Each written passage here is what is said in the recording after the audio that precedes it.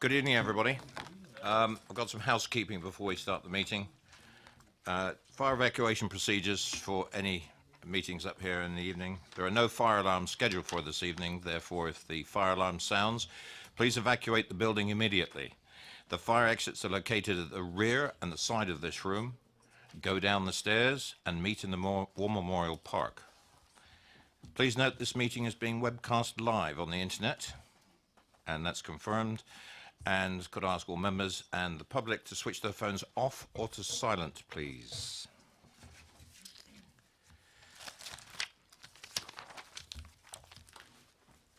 It's 6:30 and I shall commence this meeting of the Development Control Committee. For the benefit of the members of the public attending, I would like to explain who everybody else is around this table. My name is Councillor Paul Miller and I'm the chairman of the committee. Down the sides of the table, to my left and right, are councillors who sit on this committee and who will be making decisions on the applications before us this evening. Immediately to my left and right are the officers who will be advising councillors. In addition, I would like to explain that the Development Control Committee is a regulatory committee and not a political meeting. The committee will be examining the evidence brought before us tonight and will make decisions based on planning reasons. We are guided by national and local planning, policy and guidance. May I ask all speakers, including visiting members, to speak clearly and to return to their seats once the presentation is complete and following any questions from the members of the committee. No further dialogue between members of the committee and speakers will be permitted once questioning is finished. May I ask all committee members to avoid repetition and to keep any comments on any planning item to a maximum of 4 minutes. I understand that planning can be emotive, and I ask that everybody remains polite and professional throughout this evening.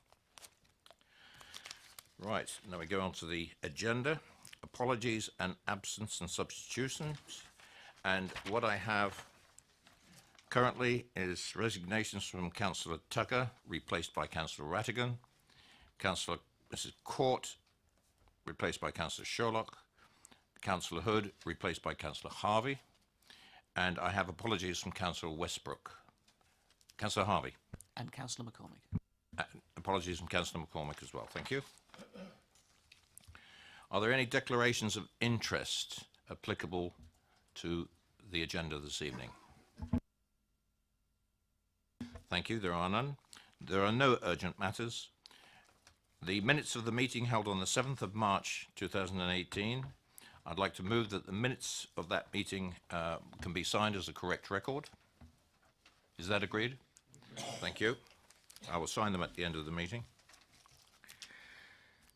Applications for planning permission and public participation. Would the officers like to introduce the first item, and could I ask Mr. Thompson and Mr. Chatburn to come forward, please?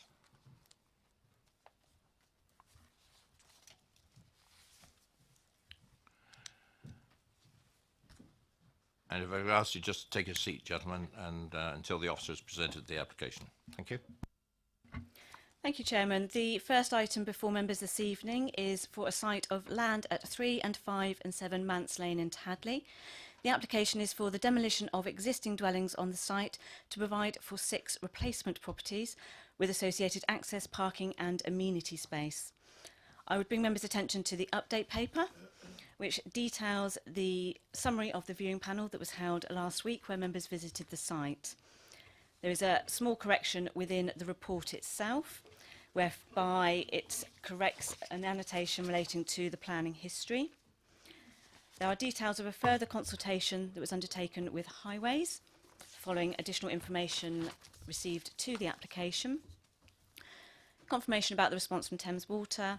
We also received a further public observation in relation to the application that was raising comments to Conservation Officer comments, responses to the original plans and the amended plans submitted to the application. And then there is a response from the officer to that. The application is recommended for permission as per the conditions and informatives listed within your agenda. Thank you. Thank you very much. Gentlemen, you have 4 minutes. It's the silver button on the base of the microphone. We intend to present our comments in two sections. Firstly, Kevin with Principle and Design, and then myself, Trevor, with Highway Matters. We have each been Mance Lane residents for more than 25 years. Objectively, the application does meet some, but not all, of the planning regulations and policies listed in the report. We will only identify specific references within those documents and state how the application contravenes them. On the NPPF, paragraph 2 is not met, in that SHLAA states the area is too small for 5 dwellings, i.e. 4 dwellings or fewer is okay, but this proposal is for 6 dwellings. Additionally, it's evidenced by objections from Tadley Town Council and Tadley and District Historic Society regarding the design statement, conservation area appraisal and CN9. Additionally, 6 out of the 16 paragraphs of section 12 of NPPF are not met. The proposed demolitions does not satisfy para 126, 128, 132, 137. The Principal Conservation Officer has commented that number 3 and number 5 are of historic interest and contribute to the significance of the conservation area. Para 130 is not satisfied because a previous developer erected 6-foot-high wooden fencing between these dwellings and installed a driveway to number 5. Para 133 is not met because this proposal would cause substantial harm to or total loss of significance of this heritage asset without substantial public benefit. On the Basingstoke and Deane local plan policies, EM1 and EM4 are not met. The block of 3 garages with dwelling above being set at right angles to the lane is significantly detrimental to the character and visual amenity. The landscaping and replacement tree hedge scheme could not satisfy EM1 or EM4. There is no ownership in perpetuity stated for the proposed grass roadway area to ensure that the little remaining oats isn't used as an overspill parking area, nor to prevent future development applications. Finally, the area is home for species such as stag beetles, slowworms, newts and frogs, together with several bird species, owls, jays, red kites, tree sparrows and woodpeckers, some of which have got various protections that have not been incorporated. Regarding highways, the extra traffic generated by the proposed development would have a significant negative impact on traffic safety in Mance Lane. You and have 1 therefore minute. Does not comply with policy CN9. The single-track two-way Mance Lane, which has no passing points, pavement or street lighting, is already hazardous to use. Absolutely any increase in traffic will only go to exacerbate this. Pedestrian users of the lane will be particularly more at risk, and these include school children, wheelchair users and assistance dogs, horse riders and dog walkers. The Highways Authority was unable to provide favourable recommendation. As part of their assessment, they requested the applicant demonstrate there are suitable passing places along the lane. In their response, the applicant's transport consultant made the remarkable suggestion that, and I quote, "It is likely that drivers pull into some of the wider driveways on Mance Lane until the refuse collection vehicle passes, a bizarre solution which has yet to be addressed in planning." On numerous occasions, residents have been confronted with a vehicle coming in the opposite direction when turning into the single-track Mance Lane from the A340, leaving the resident dangerously stranded in the main road. The increase in traffic will make exiting and particularly entering the lane from the A340 even more perilous. I've got to ask you to wind up, please. Yes. In summary, we and a significant number of other residents feel that this application is one of overdevelopment that would have a detrimental effect regarding road safety and loss of heritage asset.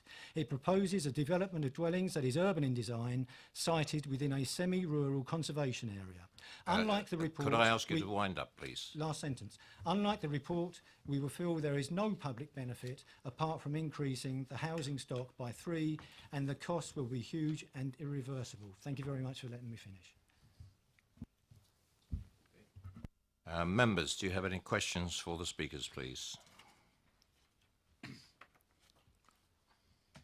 No questions. Thank you very much, gentlemen.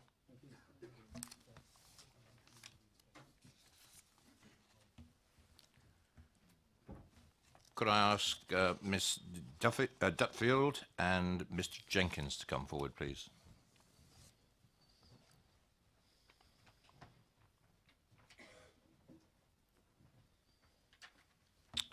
Good evening, and you have 4 minutes between you. Thank you for the opportunity to speak this evening.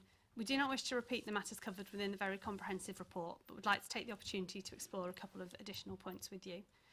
You've seen from the committee report that the site has a history of applications for residential development, but we feel it's important to explain that the previous applications have all been for part of the site only and not for all 3 properties and their respective plots. This was a result of differing land ownerships. The current applicants, a local family business, own the whole site and are therefore proposing a holistic application which has allowed the parking, amenity and overall layout to be carefully considered to produce a quality development, retaining a significant proportion of the open space at the front of the site. We note that there are a number of objections to the proposal as a result of concerns regarding highway safety. Following the original submission, we've provided additional highways information which our officers have reviewed and are wholly satisfied with in terms of the impact on the highway network from the additional 3 properties being proposed. We welcome the highways comments within the update which further support that position. The proposals before you are a result of extensive and detailed collaborative working between the applicants and your officers, including at the pre-application and post-submission stages. The applicants are a local company employing local people and producing quality projects, which in the case of their schemes at Vine Road in Basingstoke and Garrett Court in Oakley have won praise and accolades. They care about the legacy that they leave behind, and this is demonstrated in the individually designed houses and the length of time that we have been working with your officers to ensure a scheme that complies with the policies, as well as providing a good mix of housing and environment people will want to live in. In conclusion, we welcome the report, which clearly balances the public benefits that the scheme will bring, including the mix of house sizes, against the minimal harm identified, and would respectfully ask that you approve the application this evening. Thank you. Thank you. Concise. Members, and I presume you represent the applicants? Yes. Members, any questions for the applicants or the agents? Nope. Thank you. Thank you very much.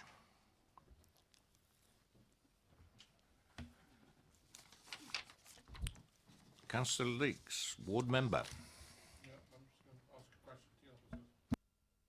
Do I move to questions to officers?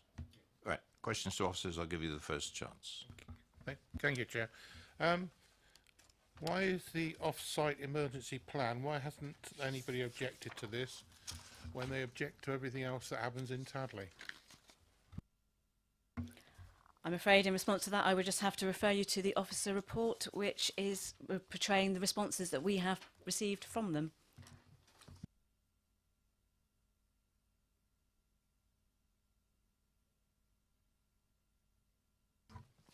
Just to elaborate on that, I think probably the key reason is the distance from AWE itself. So one of the key considerations they'll take into account in terms of whether the off-site plan can accommodate development or not is a number of factors, but it include its specific location, which is something that the emergency plan has considered in their response in support of the ONR's position.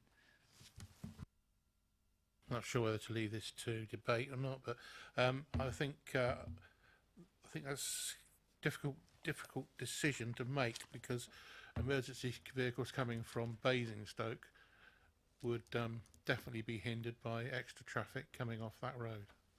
That's more debate than. Any more questions for officers, please? Councillor Bound, followed by Councillor Potter. Just sort of clarification, on the map on page 67 of our report, the garage block, it's got 4, 3 and 6 numbering. Those allocated garages to those to the actual housing plots. That's correct. That is understood to be an allocation, yes. Councillor Potter. Thank you, Chair. I didn't know whether the officers might help. I just wondered, because obviously the applicant makes reference to significant open space which is retained obviously under this layout. Do we know either in land area or in percentage terms what that amounts to? I mean, we can see it visually, I understand that, but do we have any idea about percentage terms of what it represents for the whole site? approximately will be fine. If I refer you to page, I think it's 51 of your agenda, which sets out that the existing oats comprises an area of approximately 2,000 square metres. This has been reduced to, I think, 700 square metres, where on previous applications concerns had been raised regarding the impact upon that open space, whereby the access was to divide it. The revised scheme that we have before us now has met the satisfaction of the Conservation Officer, where they feel that this area, which does have a public impact, will be retained to their satisfaction. Councillor Vatican. Can I ask the officers, Tadley design statement, does that have the same weight as a neighbourhood plan? Can you just give me a feel for that? It doesn't have the same weight as a neighbourhood plan, whereby a neighbourhood plan, the policies within it form part of the development plan. The Tadley, the design statement, is supplementary planning document, so we do take consideration of it, so we would place weight to it. But it doesn't have quite the same weight in terms of the policies.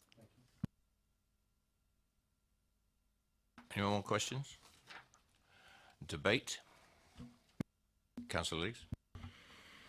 Chairman, I was out on Friday. I went up and down that road. I was actually surprised the number of vehicles that use that road, because I very, very rarely use it myself. But I was up there in my wheelchair. It's a reasonably well used road. My concerns are children going to school from this site. If they turn right, they have to go to the A340, and there is no refuge at all to cross the A340. You can't even walk up to the traffic lights on public highway on the side of the road relevant to this development, proposed development. It is out of character with the area, and I totally agree with what Tadley Town Council has said, and it's not in character. To me, they should have had less houses there, and I think it would have probably sailed through then. That's all I'm going to say at the moment. Councillor Radigan. Thank you, Chair. I have to say the design of the houses is great, but if we go to page 66, if we look at the siting, you look at what's been proposed there, and its relevance to all the other properties around it in the location plan, you will see this is an overdevelopment of this site, and you know there's lots of positives in the design, but I believe this looks like an overdevelopment to me. Unfortunately, I couldn't be with you on Friday for the viewing, but I took the time to go twice to Mans Lane. Fortunately, you've got lots of Tadley applications on the agenda today, so I had an opportunity to go twice. And on both occasions, I was met with other cars and pedestrians, and frankly, it smacked of dangerous to me. I have to say that I am minded to reject this application. Thank you. Anybody else? Do I have any proposers? Councillor Potter. I do beg your pardon, Chair. Just again picking up and reading the report properly as I need to. Just to confirm, I mean, the area we're talking about is 0.4 of a hectare, which is about, is it not 1.1 acre? Is that right? Would that be the sort of comparison that I'd make in terms of density? I know those conversions are always difficult, really, but that's what we're talking about, isn't it, in terms of the site area itself? Would the officers confirm that? Is that right? I can confirm that this application site is approximately 0.4 hectares, which is on page 45 of your agenda. How that translates into acres, I'm afraid I can't do that. I don't have that information. Members will be able to see from the site layout the the impact of the development upon this character of the area in relation to density and its relationship to properties in the vicinity. I'm just double checking the report to see whether there's any reference to density in there. Page 16. On page 53, you can see there is a reference, there's a whole section, a paragraph about density where we're looking at the existing density development along Mance Lane is 14 dwellings per hectare. With this development, the development density is 16 dwellings per hectare, so it's not significantly greater, although it is slightly more concentrated than its immediate surrounds. Councillor Byrne. Thank you. I would agree with Councillor Leeks that the road is quite narrow, and if we're thinking about children, then yeah, there is a possible danger. My observations of Tadley and Tadley School is that lots of those children are walked to school by parents, and I don't think it's a matter of them negotiating that lane necessarily on their own. I mean, there is another way round. They could go down along the back at Winston Avenue and back up Malthouse Lane, and then there is a crossing at the top of Tadley Hill that they, well, undoubtedly they would use. As for the Councillor Rattigan, his comments there, when I look at the map, I don't see that it's overdevelopment.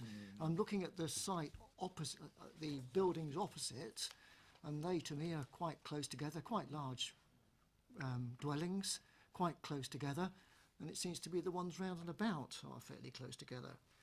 I will listen to what else is said in debate, but I'm inclined to support the officers in this. Councillor Leeks. Through you, Chair, I'd like to just say one thing. Going round the way the said councillor says through Mance Lane, isn't Mance Lane also fairly narrow with no footpath? And also getting to Mance Lane via, and I've forgotten the name of the road. That also has, Winston Avenue has no footpath and is fairly narrow and a most very busy road in actual fact, Winston Avenue. Councillor Rattigan. Yeah, in response to Councillor Brown's comments, if you take out the open space element of the site and look at just the development of it, that looks to me as though it's overcrowded in that element. I'm just portraying that to you, but just so as you know where I was coming from on that. So the development is quite tight together. Obviously, the open space is part of the application. I totally accept that. Thank you for the clarification. Councillor... Try Robinson. Thank you, Chair. I sit next to you often enough, you should know me now. I don't have a problem with the site itself. I don't think it's too overcrowded, but I do worry about Mance Lane, particularly the junction with the A340. I live down a very similar lane, and the number of times I go to turn into my lane and there's a car just about to exit and I reverse out onto the more main road to allow that car out. It's okay where I live, I can get away with it, but I wouldn't like to be doing that onto the A340. So I think there is a huge potential danger at that point, and that really worries me. Thank you. Anything else? Councillor Harvey. Thank you, Chair. I think looking at the way that the applicants attempted to balance the scheme, I understand the open space element being an improvement. I look at the density issue and decide that that is debatable. I think it's very debatable. I think there is both a context to say yes, potentially, in an opinion, 16 is overdevelopment compared to what is the average, but then again, it's a matter for consideration. I think the highways points that have been made are relevant, I understand them, but again, how sustainable is that in the sense of where the highways officers have given commentary or not, as the case may be, and where our officers are in terms of making that stack up in front of an inspector.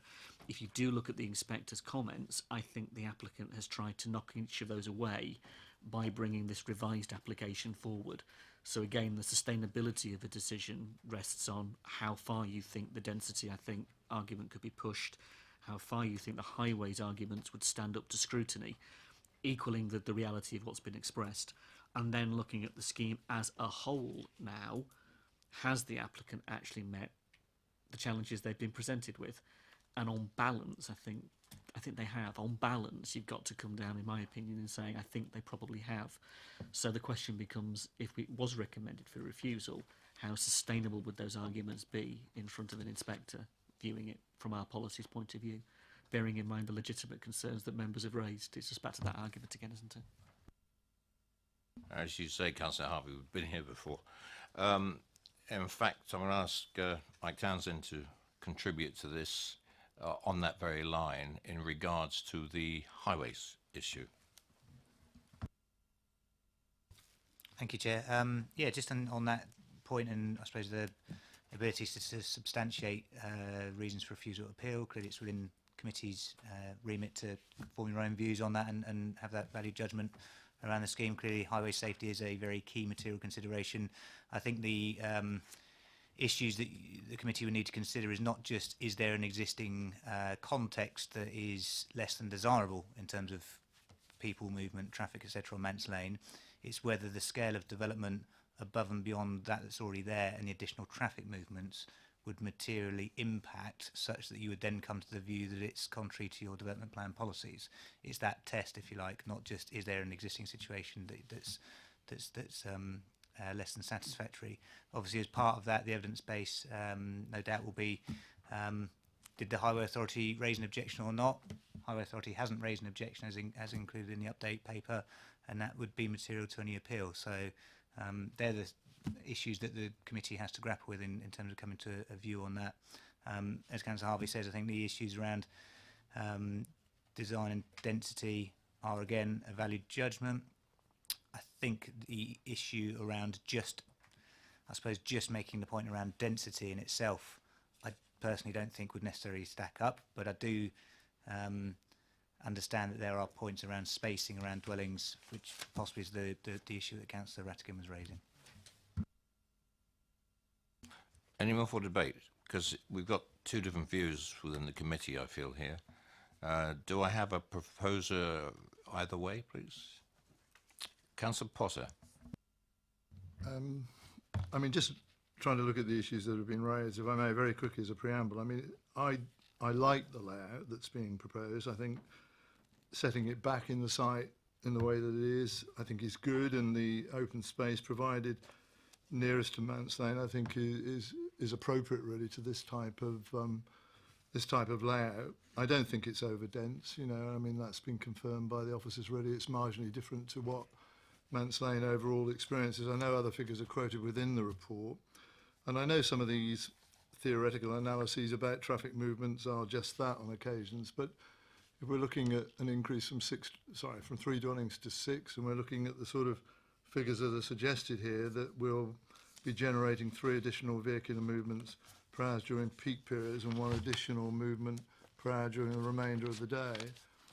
If that is acceptable in highway calculation terms, I don't find that excessive. And I think, on balance, the officer's proposal should be supported, Chair, really, and I'd move that. Thank you. Councillor Bound. Right, Councillor Potter's moved. Yes, understood. Councillor Bound has seconded that motion. It's been properly moved and seconded for approval. All those in favour?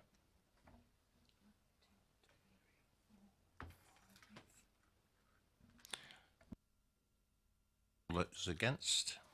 I like 9 minutes, Chairman. 3. That's carried, officers. Thank you, Chairman. That application has been moved for permission, subject to the conditions and informatives within the agenda. Thank you. Thank you very much. Item number 2. And could I have Dr. Griffin come forward, please?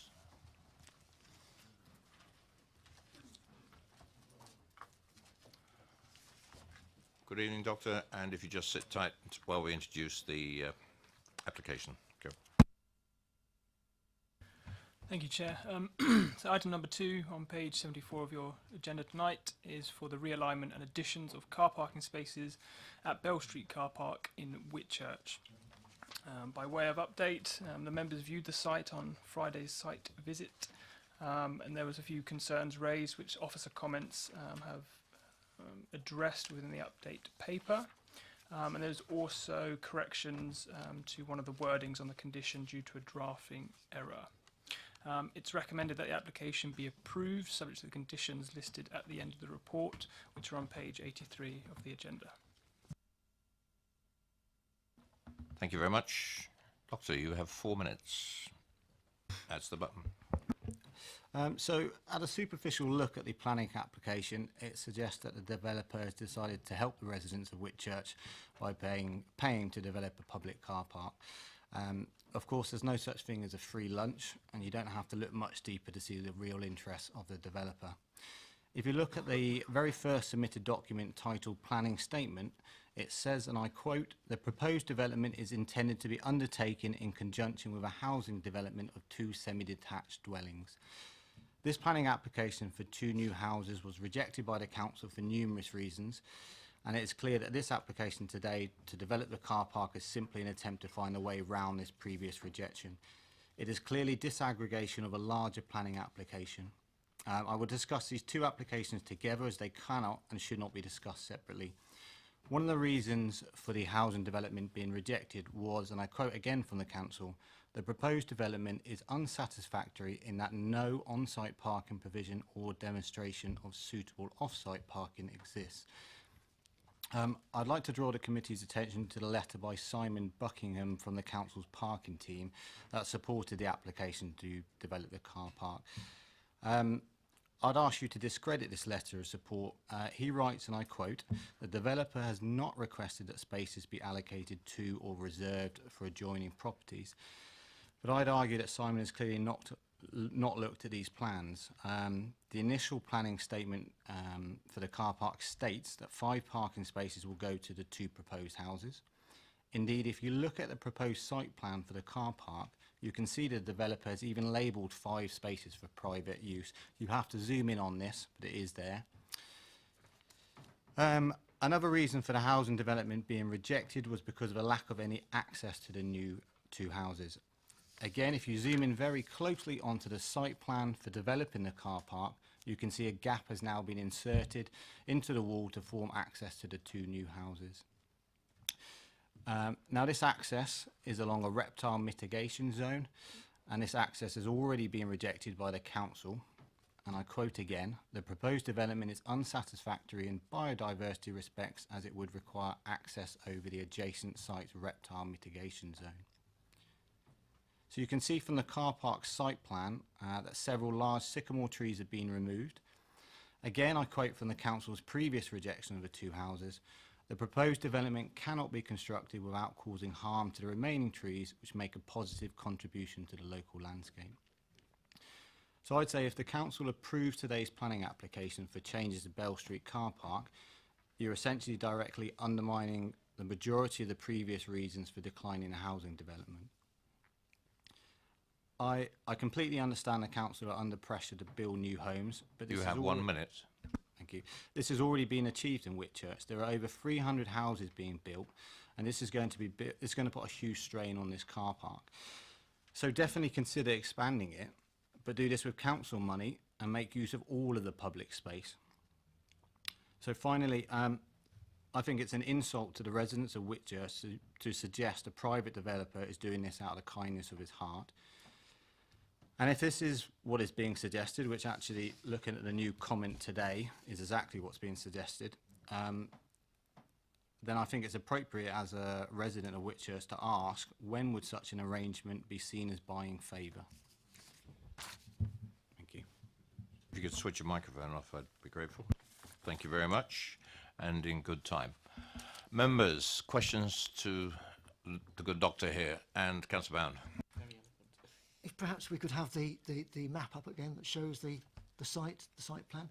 I mean, you talk about these 5 allocated.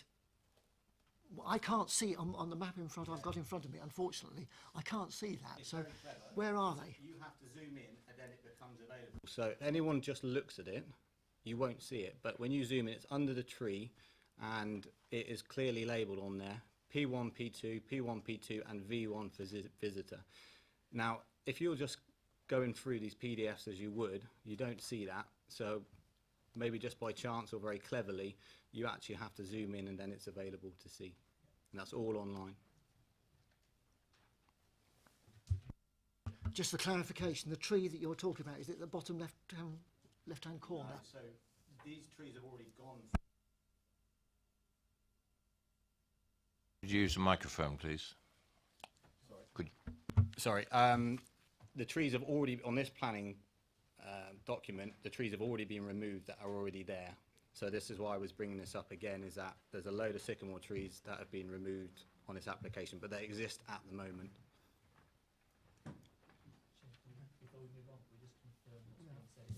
Yeah, I have the printouts of those documents here if you want. You can pass them around.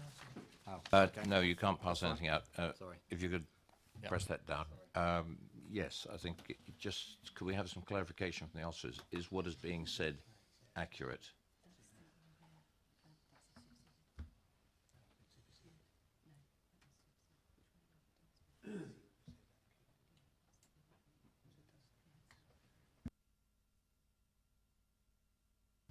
Chair, we can't, unfortunately, we can't quite zoom in on that. I have no reason to doubt what the speaker said in terms of the allocated or not, but I think the key issue there is whether that plan says allocated or not in itself isn't really before you as part of the planning permission or the planning application that's been proposed. Clearly, that plan is submitted at a point in time. The applicant has subsequently confirmed that that's not the position, as I understand it, and has clearly been in discussions with the landowner, who has equally confirmed the same.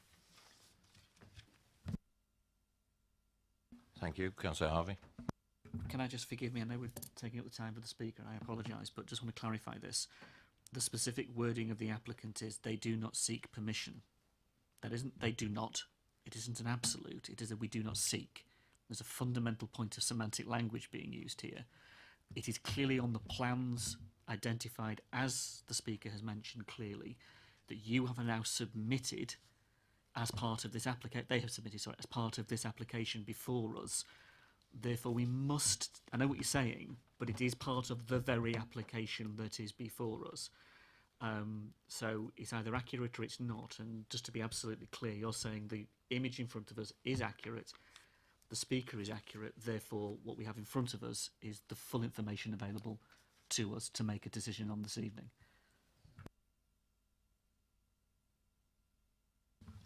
I think the plan is submitted with the application originally. The letter that has subsequently followed has clarified that position. So just as you do with other applications, you have the original submission, plan submitted during the lifetime of the application in response to queries, representations raised. An applicant may add additional information to that, so on and so forth. I think if the issue was the wording on that plan, then there is a way of conditioning that point, but we can come on to that at a later point in the... They haven't just submitted other plans, that is the plan, yeah. Right, any more questions for the speaker, please? Thank you, Doctor.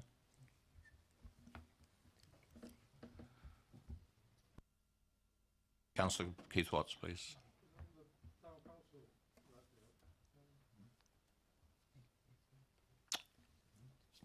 Whitchurch Town Council? I've got no names down here.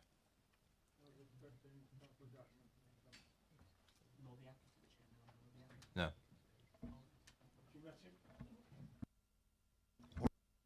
All I have is the Town Council, no names.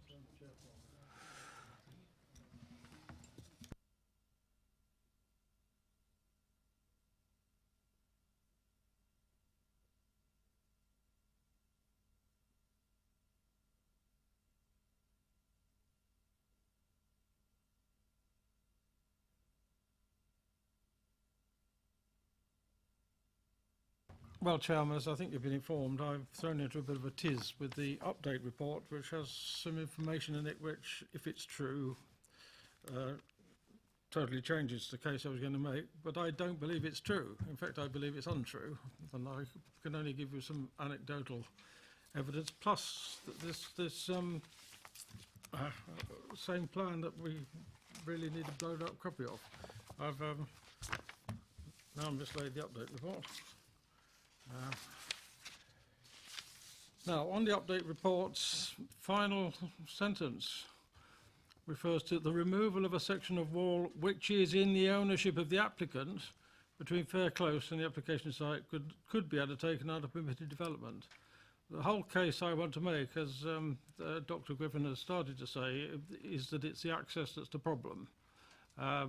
We're delighted to see additional car parking spaces, but if they're so arranged as to grant access to a site that currently hasn't got access, then it's something different. Now, so it's fundamentally important, if it is possible, that the applicant could do that under permitted development and therefore doesn't need planning permission for it anyway, and therefore it needn't be on here, need it? Two bits of evidence. This, oh, it's gone. The multicoloured plan that we see from time to time, I have blown up a section of it. And the key issue here is that, let me try and describe exactly where it is. There's the outline of a tree towards the top, and then you can see the red line of the application site. Now, the application site belongs to this council. That's common. Adjacent to it is a blue line. On this plan here, the wall is shown inside the application site. And I believe that is this council's wall, and therefore the applicant can't do anything with it without the owner's permission, let alone this planning permission. My anecdotal evidence is as following. The first thing the public knew about anything on these sites was when the applicant destroyed a complete length of fence between the car park and his land. And I'm quite sure that was the council's fence.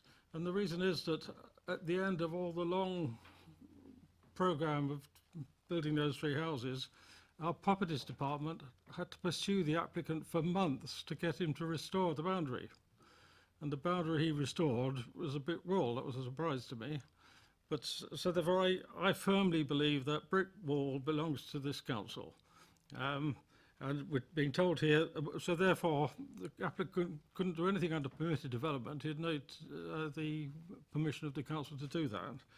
So I am really asking that you should defer this until that fact has been checked.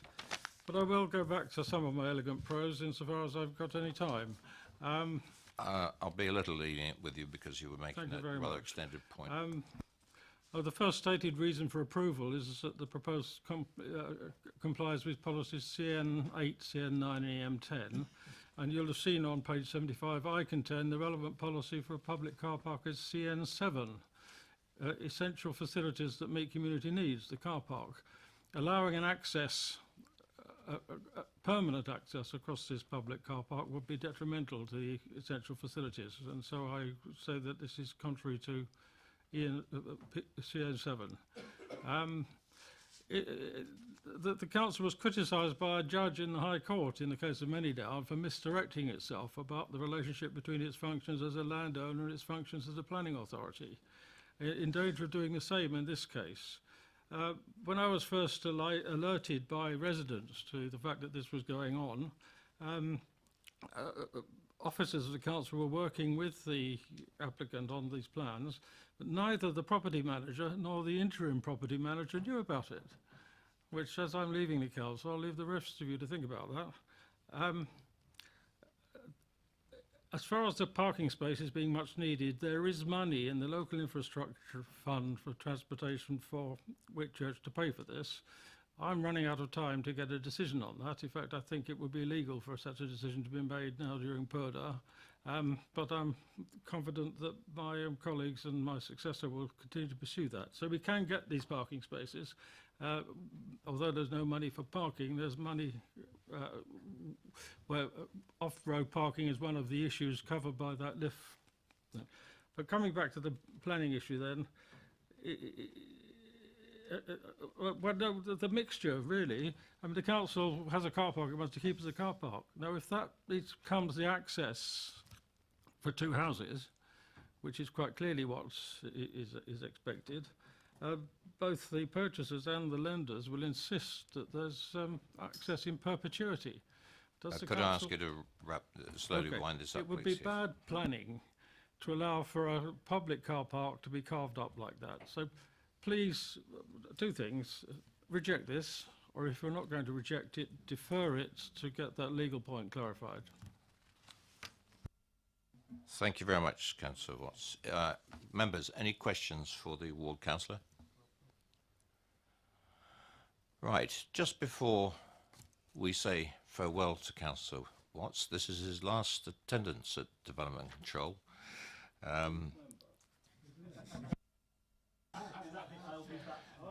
You'll be back, will you? Yes. But officially, he's coming back as a member. And certainly, in my sort of nearly 10 years on the council, you've been a prominent representative of your ward within this committee. I'm sure we all remember him. And some people on the committee have known him longer than myself. So just thank you very much for your company, for your wise comments, and I wish you all the best. After.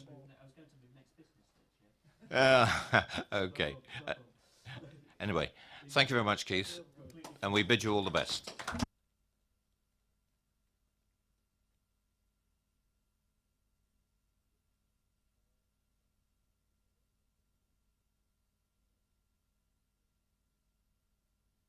Members, questions to officers. Councillor Harvey.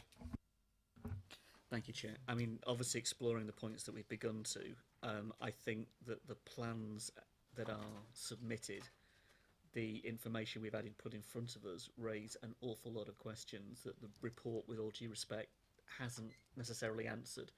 So I've got concerns at the moment that in order for us to make a decision, I don't see the information in front of me that gives me confidence in making a decision. In fact, more questions have been raised. So at the moment, I'm toying between rejection or deferral based upon what I've heard.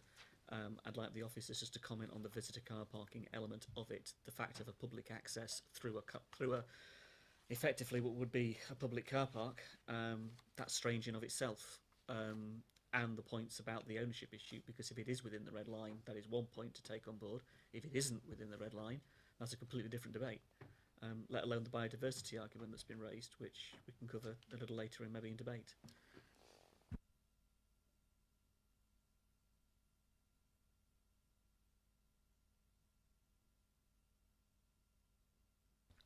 So just to answer your point, Councillor, in terms of the application itself is only for the parking space in the car park and not regarding any access to any other sort of off-site provision.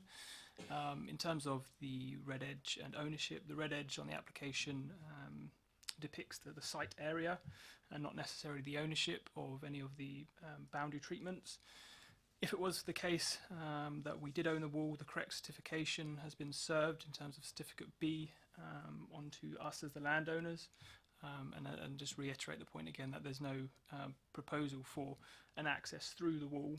If we were to own the wall, there is perhaps more control from our perspective in regards to permitted development, but as I said, the application is for the parking spaces only. Thank you.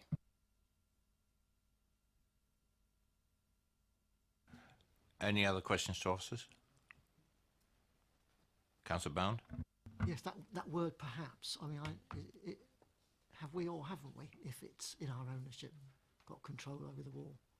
I didn't quite understand the word perhaps.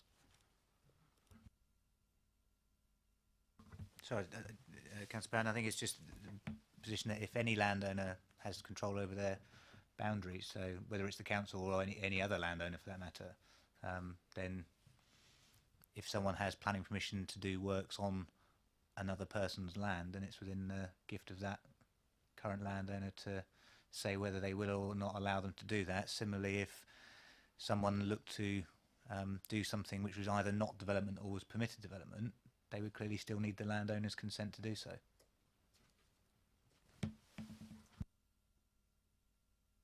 Any more questions? Debate? Councillor Bound. All I can say is I don't feel in a position to make a decision, Chair. Rather like Councillor Harvey has mentioned, I'm inclined towards refusal, but maybe deferring would sort things out or give more clarity. I think certainly, and Councillor Potter, I've noted your request. I think if we're trying to look for deferment, we need to have something fairly concrete on the table for the officers to get some more explanation that is relevant to this particular planning application. I'm not sure I've heard this because we seem to be tripping over two different scenarios. And this particular application, as my understanding of it is to do with the provision of extra spaces within the public car park and nothing else. But if you feel that there's some outstanding question marks relevant to this, by all means, we'll get officers' advice on that. I've got Councillor Potter, followed by Councillor Goodison, followed by Councillor Harvey. I mean, the dilemma we face, I mean, is obviously clear to all of us. I mean, I'm a cynical person, aren't I, really? But the altruism of somebody like this to provide spaces purely for the public good impresses me. If only it was as clear as that, really. And we don't know it isn't for sure, obviously, and the future is the future in terms of any subsequent application. But in terms of, I think, the reasonable assessments that we've made in the past about the particular development that we know is still lurking, I think are soundly based, really, in that regard. And I certainly, in planning terms, wouldn't want to see a vehicular access through a public car park to a housing development, a private housing development, with all of the problems that would go with that, you know, in terms of the spaces not always being available as an access road and all the rest of it. The confusion that would go with that, I think, is very clear. In terms of the council's ownership of the car park and the conditions or restrictions it could apply to all of this to make it impossible for that development around the periphery to take place, I'm a bit uncertain about some of that. I mean, in simple terms, I mean, for example, could you put bollards at the back of the car parking spaces so that they couldn't become a vehicular access? Well, you could, but again, a subsequent planning application would necessarily say they would be taken down so that access could be provided. So nothing I was going to say is cast in stone. That's probably not a good thing to say in that term. But I think there is enough uncertainty here, really, both in terms of some of the practical elements of it about who owns what in respect of the wall itself, which has been quoted by Councillor Watts, and in terms of, if you like, absolute clarity about what the planning role is as against property ownership role might be in this regard, that I think a little bit more information might help us to make a decision which could stand the necessary tests on this, really. So I'd move deferment, sorry, if that hasn't been done, so that we can come back on those things. Thank you for that, and I've noted the proposals and seconder for development. Councillor Goodison. Thank you, Chair. We all accept that the ownership is not a matter for the planning department, but I think it's fair to say that a lot of us are finding it difficult to make a decision on this without being aware whether the council does or does not own the brick wall. So I think that we should defer it until we've established from Property Services whether they consider that the council owns the brick wall. Councillor Harvey. Thank you, Chair. Picking up the thread of a conversation and argument around the table, I think you can't simply forget the planning history, and that's relevant to a conversation that we're having. I think the intent, and it's a view I hold, is clear from the information that we've been presented with. The plans give away far more than perhaps was intended, but nonetheless they give it away by the applicant, and that is a point that we can consider, because that which is within the red line is the matter we are discussing this evening. Therefore, if the wall is within the red line, and it is, its ownership is one element, but that which the applicant seeks to do with it is within our consideration as well. And that's a concern if for that very reason. I think the biodiversity point is very worth bearing in mind. That's been raised. I think there is an argument there about the biodiversity point, and we need to have that bottomed out one way or the other. And I do think that is a relevant material reason for pausing for thought. I think the harm to trees was very clearly made in one of the previous applications, and the harm to trees here needs to be again considered carefully to bottom out any potential harm that we could consider. Again, a material reason, just to draw breath. And then I think from an ownership point of view, as an informative that might go with a deferral, what we're saying is, what is the council's landowning position on this planning application? And that's a perfectly legitimate question for the planning committee to ask of the landowner. What is their position on the demolition of the wall and on the potential for access through their car park? That would give you a very substantive material reason to consider if we can get answers to that. I still do not have an answer to, from a highways point of view, and I don't expect the officers to do it this evening, what would be creating the opportunity for a residential access through a public car park. And that is an irrelevant conversation to have in terms of allowing this application through, because of the space, the very manner of the design, the layout, the context in which it's set, and what we're then creating. You allow and enable that. That could be perfectly fine. That could be absolutely legitimate. I understand that. But I'd rather know that, and I'd rather have an officer view of that from the landowner once that is established for us to consider in the round. And again, I see that as a material reason because it is a public car park. Thank you. Any other comments in debate? I'm going to have a quiet word with Mike Townsend in a second and see where we're going to be going on this one. But we have a motion proposed at the moment. Just hang on.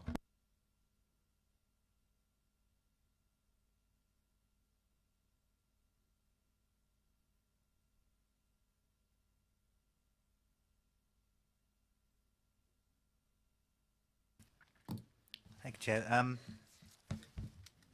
I genuinely do understand why the issues that the committee are raising, and to be completely honest, I think as officers we've grappled with this a bit as well. But I think it just comes down to the fact that if on the land ownership issue, I entirely appreciate why the fact that the council have an ownership interest, it feels slightly different, but it's no different to if any other party had ownership. So it could be that we were looking at a application for proposal on another third party's land. So I think it's that point, and we wouldn't be in a position to then ask that third party, well, what are your intentions, if you like, around future for that.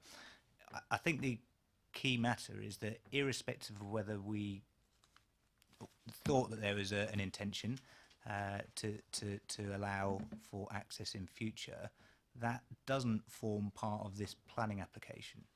So just in terms of the role of the LPA, the committee as the LPA effectively in coming to a view on the merits of the planning application, the access to that plot isn't proposed through this application. The application, if it was ever implemented, might allow for it, but it's not proposed through this particular application. And I think that's a key part in terms of the deliberations of the committee this evening. I think there's also an issue of sequence here, because I understand Councillor Potter, I think, said he'd have potentially concerns about access through the car park to a development plot, and I appreciate that was effectively the reasons for refusal put on the other application for the development plot. But in some ways, that other application, which currently is at appeal as set out in the report, is the means by which that would be tested and ultimately adjudicated on. So it would be the planning appeal in either scenario, whether it be the current position or if this planning permission were granted, that position, whether the decision maker at that point in time, be the planning inspector, would deem that a suitable access or not. So it'd be the other way around. It wouldn't be through this application that view would be formed. In coming to that view, clearly the decision maker would also have to be clear as to whether there's a likelihood of that ever being implemented. So that would then come into that part, but I think that would be for that decision, not within the decision on this planning permission. I don't know whether Wendy might want to add to those points. Yes, members, because the proposal you have before you, which is set out on page 77, doesn't refer to access to another site in respect of this application that's before you. And to back up what Mike was saying, that even if the planning inspector on an appeal says, well, you know, we could have a development somewhere and access could come through that particular car park, it would be down to the landowner of that car park to then grant that access. And that is, again, not necessarily something that that landowner might do. So in terms of this application before you, what is likely to go on elsewhere isn't something that you should really be considering today as being a bar to making a decision today. The fact is that I believe it's the council that owns that car park. The wall, whether that's part of the car park or not, is neither here nor there really, because it's the council that determines who has access to and from that car park and wherever that might be. But this proposal is just, albeit that I can understand from what has been said on the plan and the amendment that the plan appears to infer that there's an ulterior motive of the applicant here. That doesn't necessarily mean that that will come into fruition.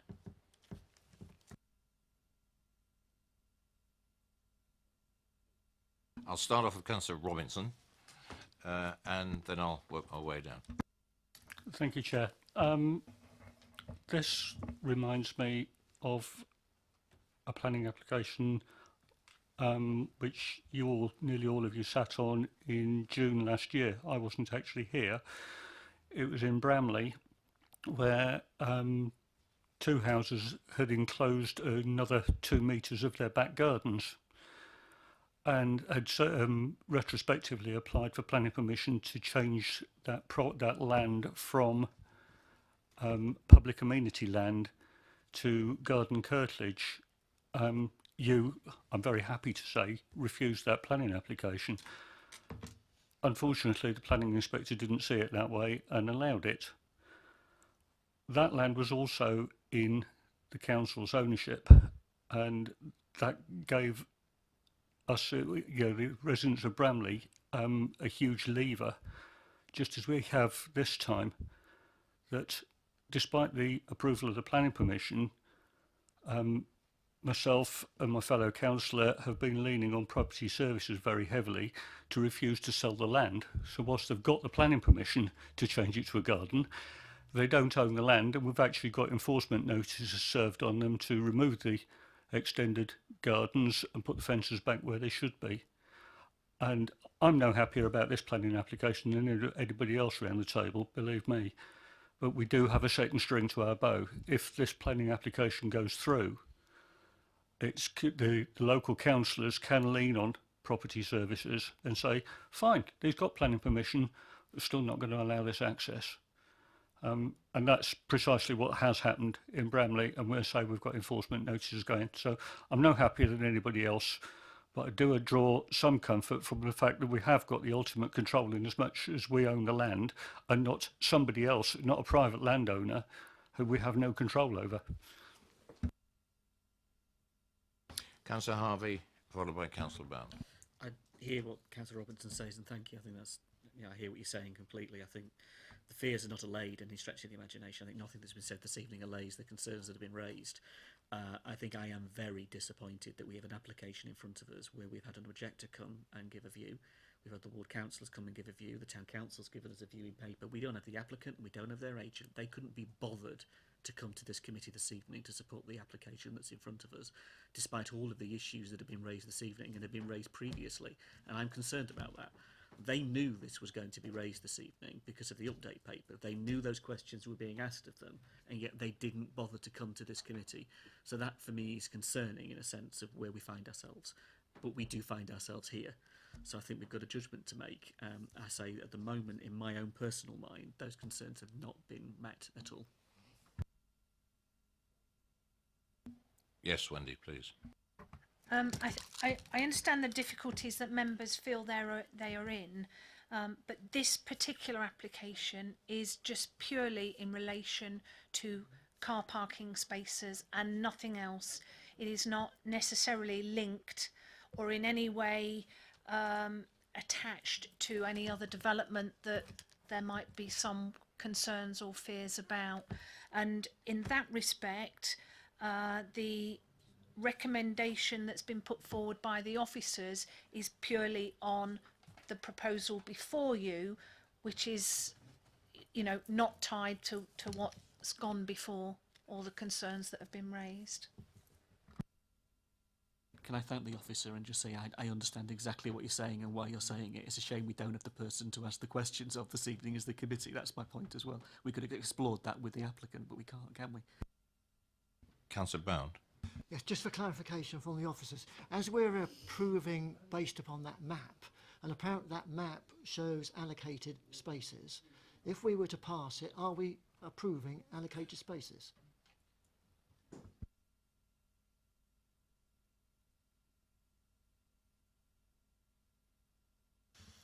I think it's I think again that would come down to the ultimate control of the owner. They may have a view that that's what they would like to do with the spaces if they're laid out that way, but it would be for negotiation with the landowner as to whether the landowner would be willing to allow those parking spaces to be created on an allocated basis.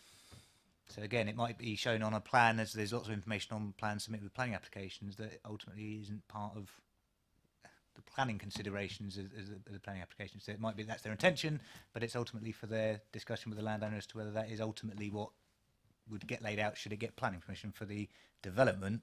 And the development is the use of the land and the creation of the spaces and the operational development that goes with that. Yeah, I'll come back to you, Councillor Potter. My question on what you just said there is that, got to make some assumptions here. If this application is approved, could we not put an informative in under conditions for exactly that, what you just said, that the owner of the car park, in other words the council, would request of the applicant or make a statement to the effect that the council would be the determinant about who parks cars there because it's in the ownership of the council?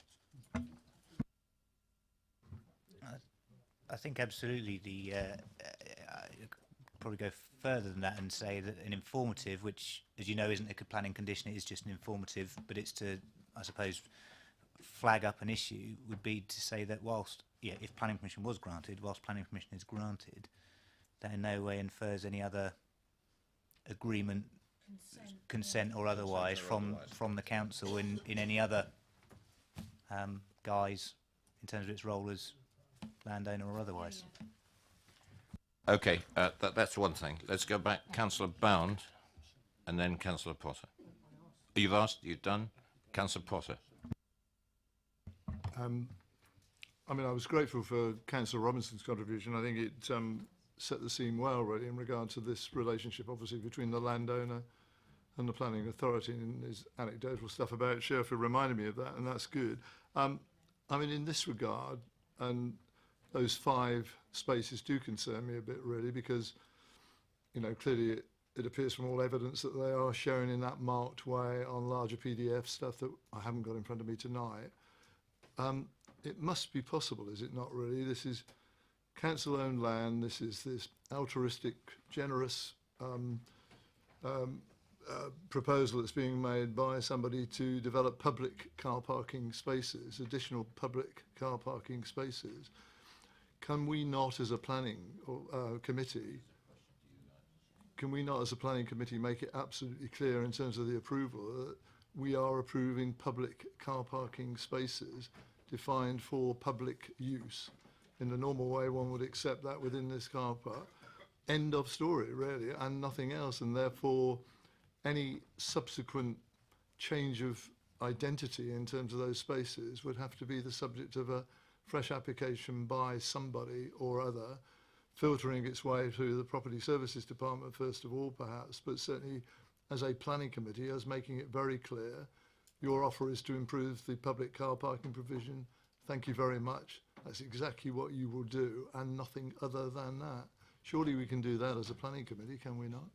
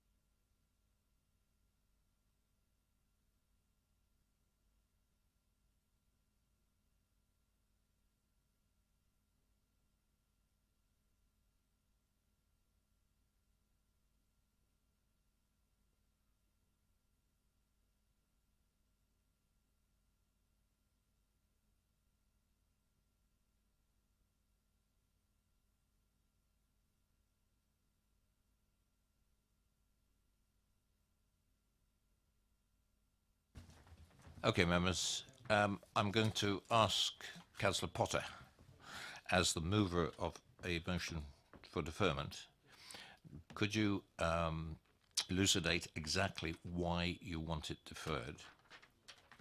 So we have a starting point. Yeah, I mean, I was trying, sorry, forgive me, because obviously I can see the discussion's been, I was trying to move a little beyond that, really, in what I was saying, because what I was saying was, if it is possible within our remit in planning regulation terms to say, if we approve this, can we define absolutely that these are public car parking spaces? We accept the generous offer that's being proposed here, but these, as far as we're concerned, are public car parking spaces to be defined in no other way, and we would clearly liaise, I think, with property services on behalf of the landowner to say, actually, what our expectation is they'll be marked in that way, they'll be legally defined in the way that the council can do that on any of its public car parks, it seems to me, and therefore cannot by any other third party be redefined in any other way. So putting it on the line, that in that PDF that's been referred to is not worth the paper it's printed on. That's the simple fact of it, isn't it? That was what I was moving to, Chair, rather than deferment, really.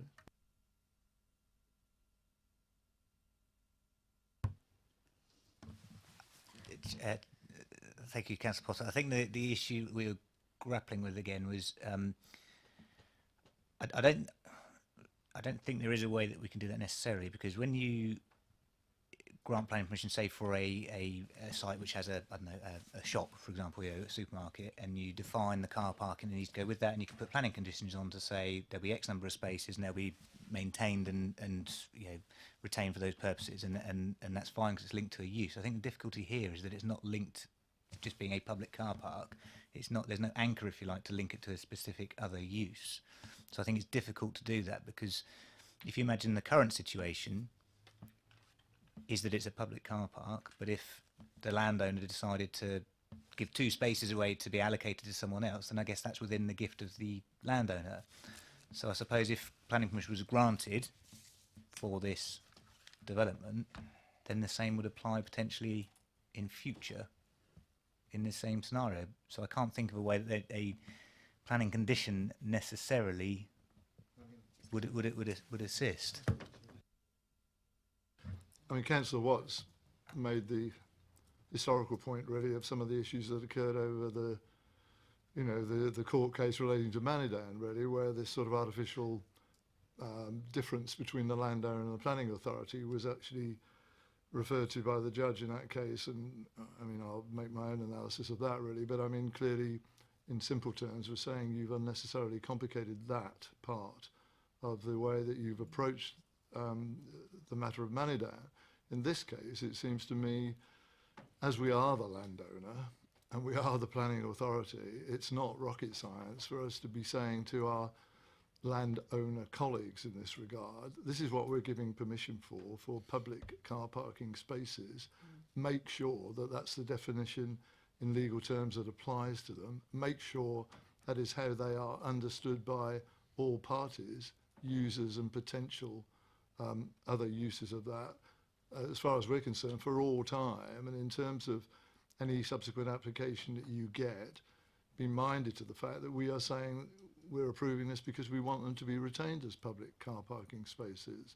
And yes, I know that would come back to us in the form of some new some new application, but in that medium term, we'd be making it absolutely clear this was a beneficial public car parking provision for the people of Whitchurch and nothing other than that. I don't see why the landowner and the planning authority can't get their act together in that regard and make that absolutely clear for once, really, and not make this artificial distinction, between parts of this council, because that's the fact of it, isn't it, really?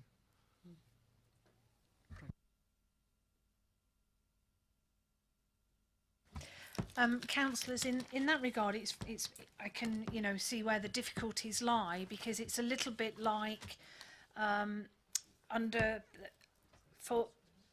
planning, you've got material considerations, conditions have got to be reasonable and enforceable and all of that sort of stuff. And then if you put your licensing hat on, where you look at things that where sometimes there is conflicts between planning and licensing, because planning look at particular aspects like material considerations, hours and things like that, and licensing are only able to determine things provided they fall within the 4 licensing objectives, and can on that basis have no regard to whatever the planning side of things are, which of course does tend to cause some conflicts where licensing have granted a license till, say, I don't know, 2 o'clock in the morning, but the planning condition is that the premises should shut at 11 o'clock. And it's kind of like you're in a similar situation here. As a planning authority, you have to make the decision based on planning considerations, material considerations and all the rest of it.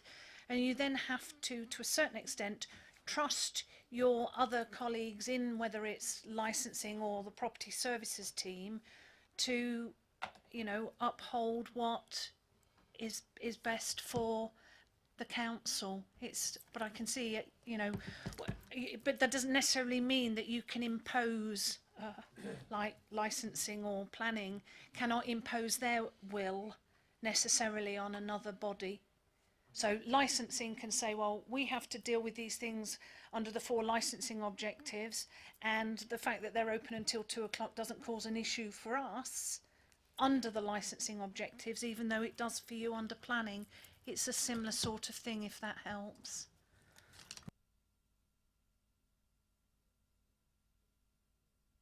Just be clear, Chair. I mean, in terms of these notorious 5 spaces that keep being referred to, I mean, it seems to me they have no credibility, do they, really, in regard to the matter before us, really? I mean, it seems to me, straightforwardly, we are looking at this, as I say, this proposal for additional public car parking spaces to be provided.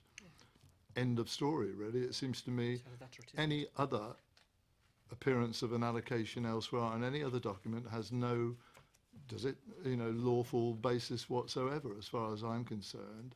And I don't see how that could subsequently be referred to with any credibility if we're absolutely clear in terms of the permission that we give tonight. And yes, our legal colleague is absolutely right. We would then, naive word perhaps, but trust our property services colleagues to be absolutely clear in saying, this is the public car park.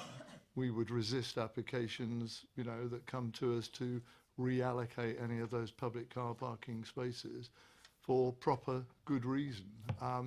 No more complicated than that, really. And that's a bit like Councillor Robinson was saying, seems to me, vis-a-vis the situation that occurred in Sherfield, really. And I was pleased to hear his story on that. Is that the, sorry, Councillor Potter, is that the raison d'etre of the deferment? Is this uncertainty or trying to get this confirmed to a degree from the first sentence of the reasons for approval? It says for an additional 9 car parking spaces within the existing cover, which is considered to provide a community benefit. And that, I understand, would be in the, if it was passed, it's first line of the approval.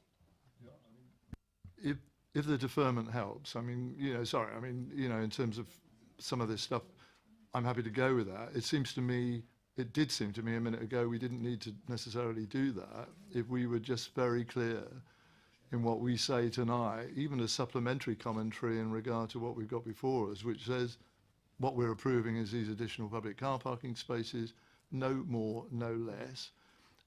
There will be no other pre-allocation of spaces that are being provided by these proposals that bear any legal status whatsoever as far as we're concerned, and therefore we would expect property services to note that in regard to the way that they administer this matter over the time ahead. And it seems to me that then restricts in any way, shape or form any third party seeking to misuse, my words, but misuse the spaces that are now being additionally provided.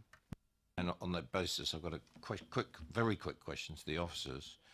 If we approve it, just as I read out that first couple of sentences of the reasons for approval. If anybody wanted to change that, they would have to change, look for a change on this particular planning approval. Is that right? So we're quite explicit that it's 9 car parking spaces for community.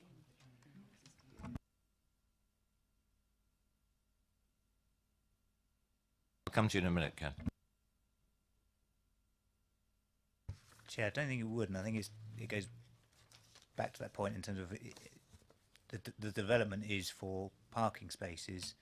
It's not providing that control as to whether they are allocated or unallocated. And I wonder whether that's actually listening to the debate, the nub of the issue around the potential for deferral, which I think had been moved and seconded. Yes. Sounds like that there's doubt in the committee's mind as to whether the intent of the application, as stated, is for additional public benefit of public car parking spaces, and that it's not been demonstrated at this stage what the mechanisms to secure that would be. And I think as part of that deferral, we could then take further advice as to whether there's any planning controls that would assist with that. Right, the proposer agrees to that. I'm not going to stop it here. I'm going to go Councillor Ratigan. Thank you, Chair. I have to be honest, I'm happy with the approval because this is a community provision. Nothing in this is set in stone as us as owners of the car park.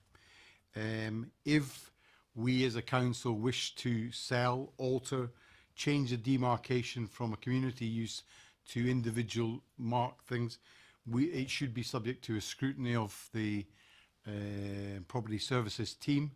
If it comes back in front of us for applications with no allocated parking on the site that's been discussed and the access through it, then I think we've got all the cards, and approving this means that we've got 9 more parking spaces in Whitchurch, and does not hold us to account for what we do in the future and how we hold other applications to respect what we've already done on this. If somebody comes back, it would be us. We're the landowners. We don't have to approve anything on our land. And frankly, the officer's report outlines that pretty clearly to me. So I'm happy to move approval, frankly. I know deferment seems we're kicking in the long grass, but I really don't think that's the way ahead on this. Thank you for that. Councillor Robinson. Thank you, Chair. It seems to me that all the paperwork is quite clear that this is community parking. The one document which is scrambling the whole issue is the plan, which has got the allocated parking marked on it. And would it be possible for us to approve this planning application subject to the production of a revised plan which clearly doesn't show any allocated parking and quite clearly marks all those parking spaces for public use? I would be happy to vote for this subject to that plan being produced. And formally, I can advise you that the officers are quite happy with that they would do it if it went for approval, and a revised plan would be requested with the removal of that information. Right, that's Councillor Robinson. Councillor Harvey. Thank you, Chair. Appreciate all that's been said around the table. That first reason for approval that you highlighted yourself, the proposal will provide an additional 9 car parking spaces with an existing public car park, which is considered to provide community benefit. The question around the table is that accurate? Is that actually the approval that's being given? And you quite rightly highlighted it. We've had the debate around the table. If there is deferral of the matter, that is the point of deferral, to have that sustained. And at the moment, the plan shows something different. The letter we have from the applicant, because we don't have them in front of us to cross-examine, we can only go on the evidence in front of us. Their letter says something different to the absolute that we're requiring. The officers are saying there is a question mark over whether that is actually enforceable in planning terms anyway. So there are actually some pretty important questions to answer.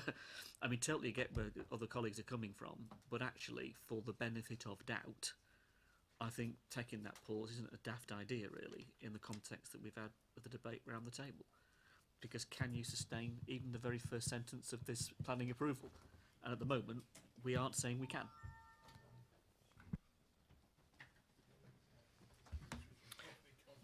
Well, I've got to do that. Mr. Potter. I mean, I don't think we're a million miles away. It just seems to me if I stay with my proposal for deferment, I don't know whether that'll get support or not, but clearly the intention of that deferment is exactly this thing that we're talking about, which is this clarification really of the status of the 5 spaces that we're musing about. If that is clarified to everybody's satisfaction, it comes back to us, and I don't mean it going into the long grass, just the opposite. It can be fairly quickly done, it seems to me, and it can come back so we have absolute clarification that 9 means 9, really. No ifs, no buts on it, and just seems to me that's a mechanism for doing that, really, rather than, with respect, the uncertainty of approving it tonight and leaving it in the, I'm sure, the capable hands of others to clarify that with the applicant and any other third party. But it seems to me deferment gives us that proper deferment period while that's clarified, and it can come back as quickly as officers are able to do that. Thank you for that. I'll come back to Councillor Rattigan's motion in a minute. At the moment, we've got a motion for deferment. I think we know pretty well now why we'd do that. It's been moved and seconded. All those in favour of deferment of this application?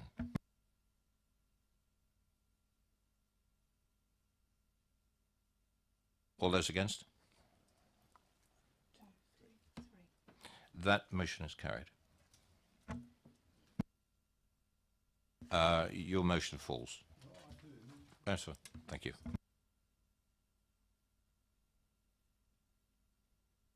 Officers, do you want to go through the reasons and actions? Thank you, Chair. So the application is recommended for a deferral, just to clarify the points regarding the 5 parking spaces on the plan, and for additional consideration to be made with additional evidence for the councillors to see when we can gain that information. Specifically, we did say request a revised plan. And ownership of the wall. And, well, yes, if possible, and clarification of the ownership of the wall. Because that was something that all the councillors, and including the ward member, requested. Thank you. That was an interesting and thorough debate. And thank you, officers, for your advice. Right, move on to item number 3.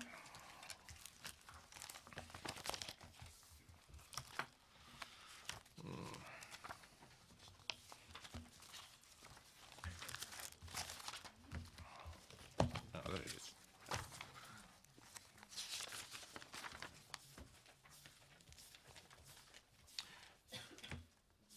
Mr. Van Hennisberg, please.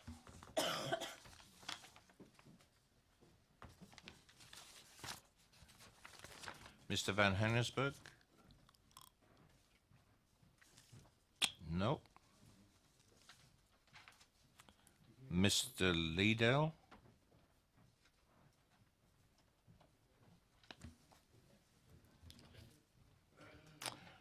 Good evening, and if you'd just like to hang on while the officer presents the application.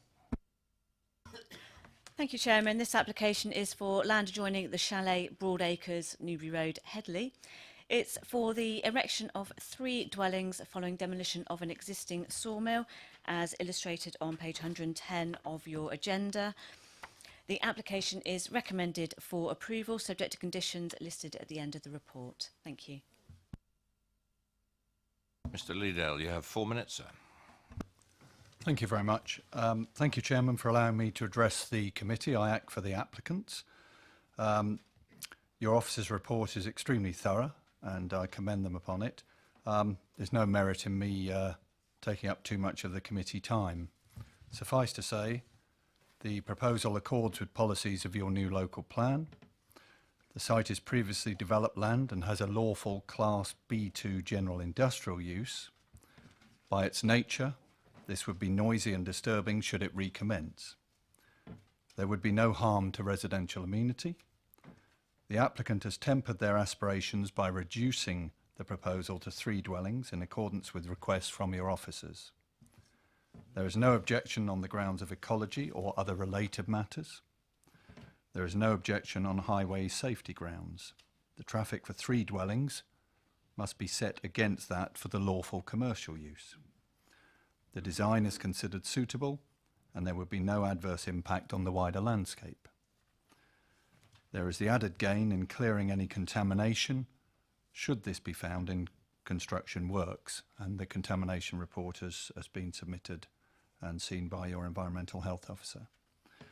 For these reasons, the proposal is acceptable, and I would urge you please to grant planning permission in accordance with your officer's recommendation. Thank you. Thank you, Mr. Leader. Any questions to the applicant? Thank you, Councillor Redican. Sewage on the site. Obviously, we have the River Emborn not very far away, so I just want to make clarification on how household waste is going to be disposed of. Clargister or something? Thank you, Councillor. Chairman, my understanding is it would be by that means of a private treatment plant. That's my understanding. And the discharge of that would go where? Because obviously gravity takes it down to the Emborn. I'm no expert on this, but that would be the normal situation, and then it would have to be clean water to discharge in accordance with a licence from the Environment Agency. Any more questions for the applicant? No, thank you, Mr. Liddell. There are no more speakers, but I do have 2 ward councillors on the committee.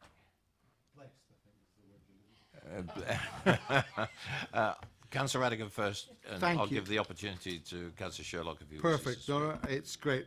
I've always been supportive of brownfield development rather than greenfield, and this is an ideal opportunity to bring on board a few additional houses, a windfall site, I think, in anyone's view.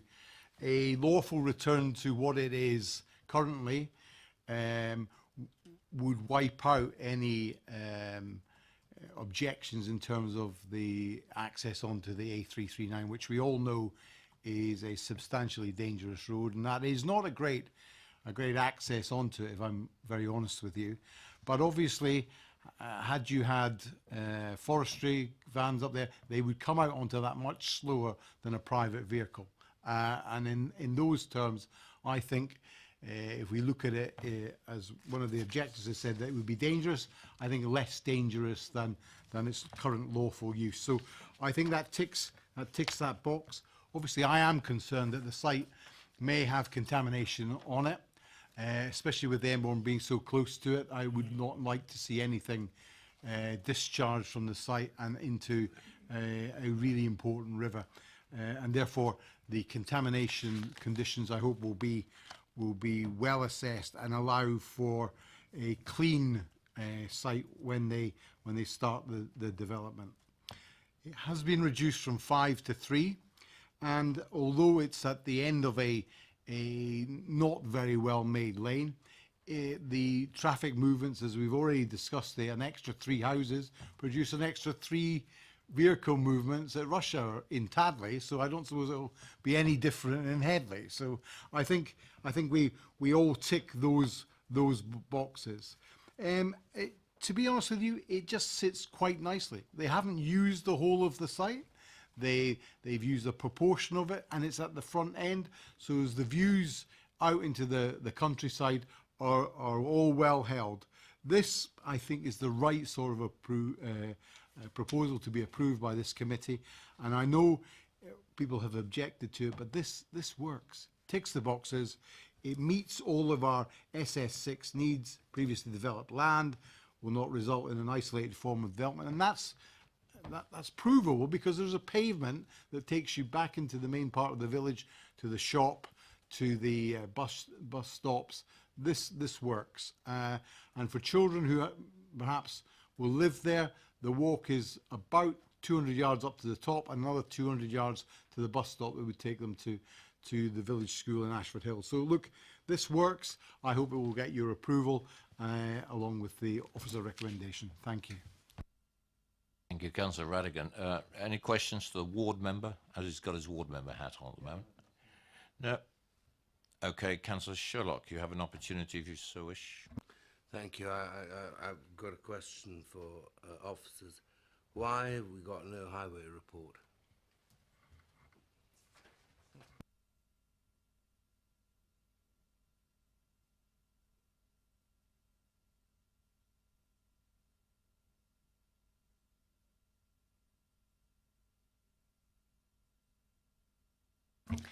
With this particular scale of application, this would be dealt with under standing advice. Therefore, it doesn't require a direct consultation to our highways officers. The application site itself is not on a classified road, although it does adjoin it. So the assessment has been done by officers in this regard.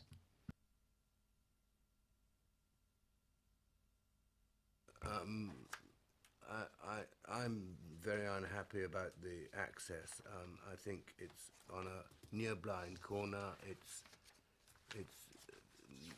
not something we should be encouraging, or we should do something about the access. Otherwise, I think it is a perfectly good site for use. But I just don't think this is right at all. There doesn't seem to be any knowledge taken of the access. In just referring you to the report, there is a commentary about the access and highways matters on page 97, 98. The top paragraph of page 98 does refer to the junction with the A339, so that assessment has been undertaken and it is before you this evening.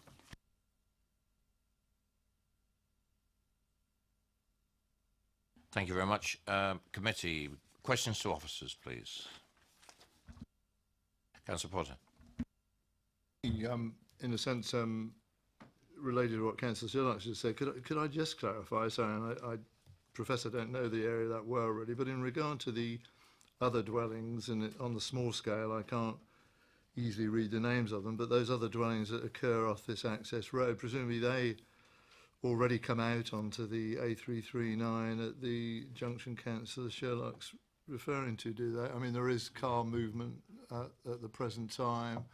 I think I know the stretch of road, the A339. It's not to dismiss the point Councillor Sherlock's making, but I presume that they all come out, and we're talking about another 3 or 4 cars coming out from this higher development now. I guess that's the point, is it really?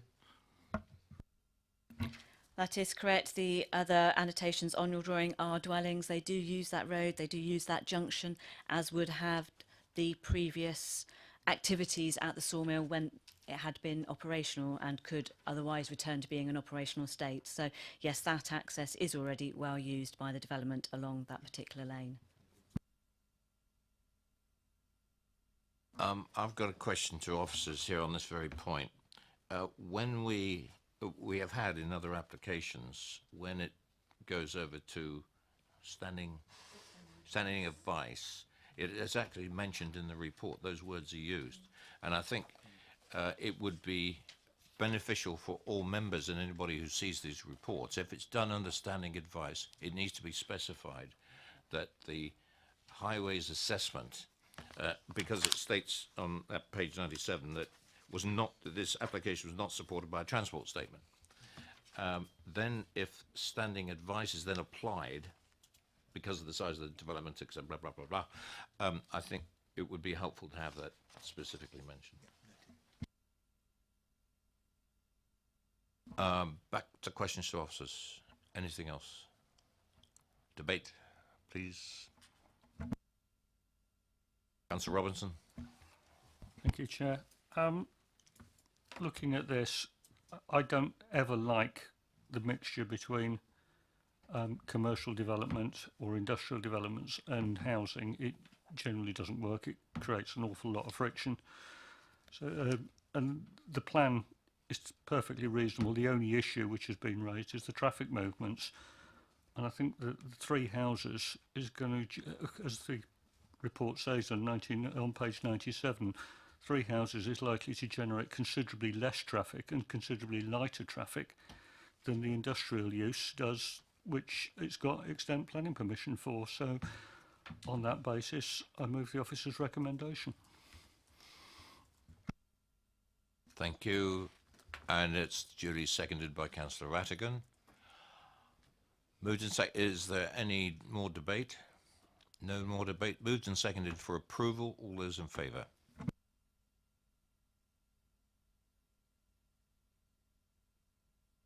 All those against? That's carried, officers. Thank you, Chairman. That application is moved for permission, subject to the conditions and informatives within the agenda. Thank you.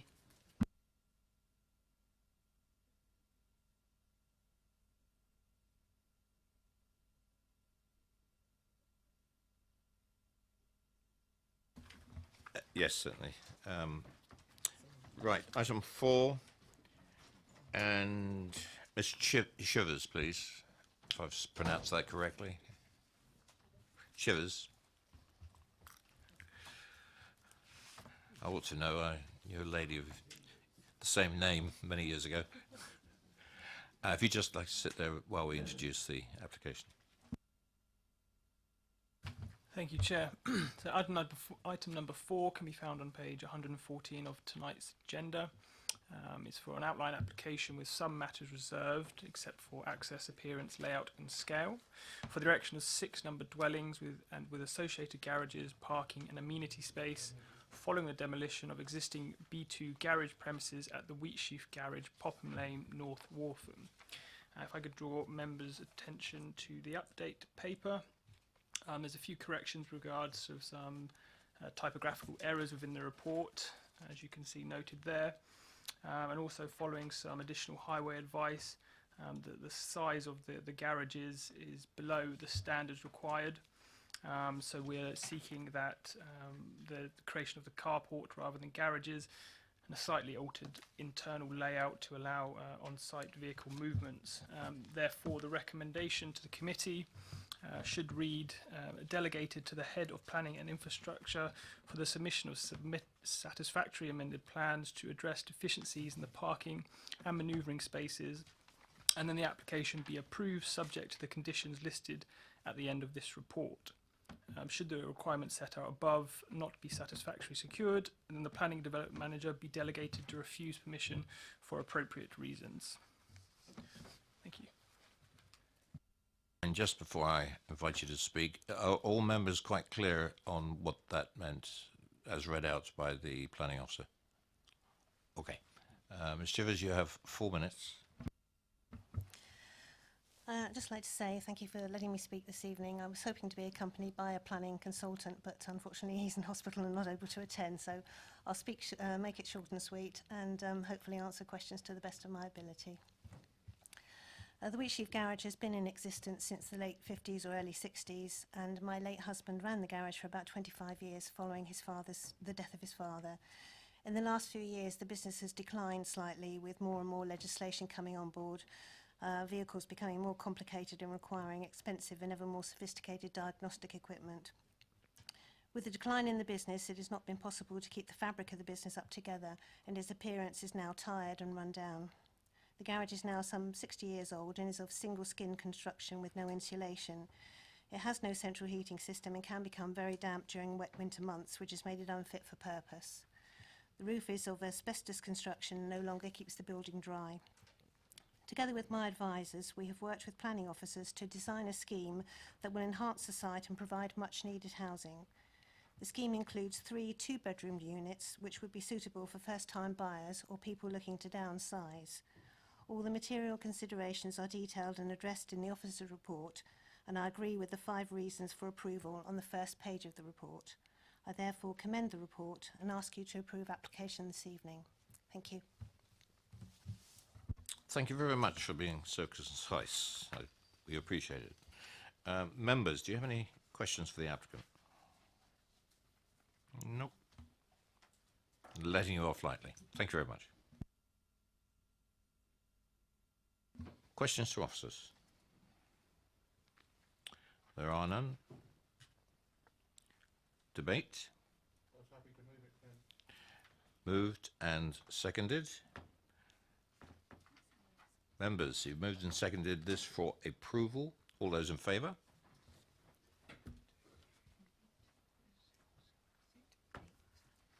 That is carried. Officers?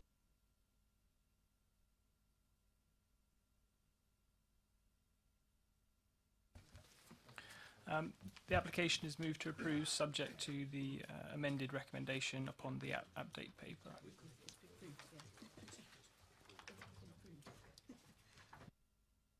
Fine, we move on to item number 5.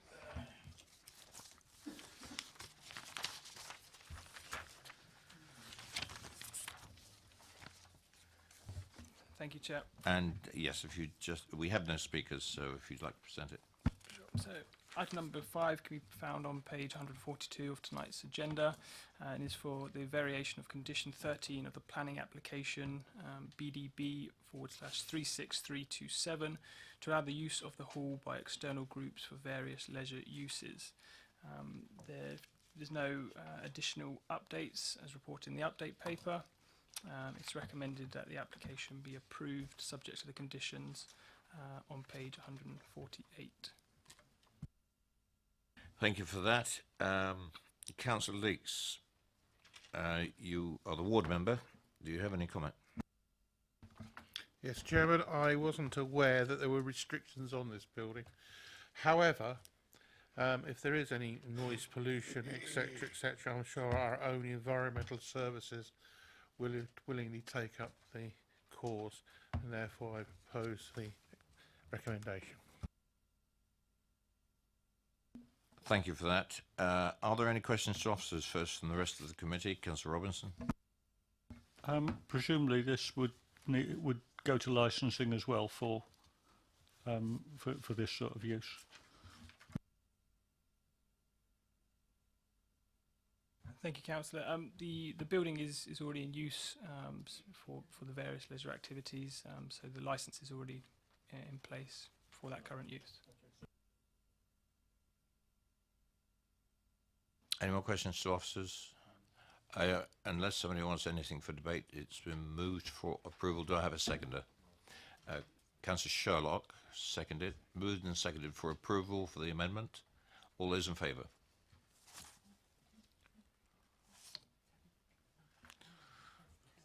That is carried. Officers? Thank you, Chair. This application has been approved subject to the conditions listed at the end of the report. Thank you. Move on to item number 6, and if I ask Mr. Pettit to come forward, please.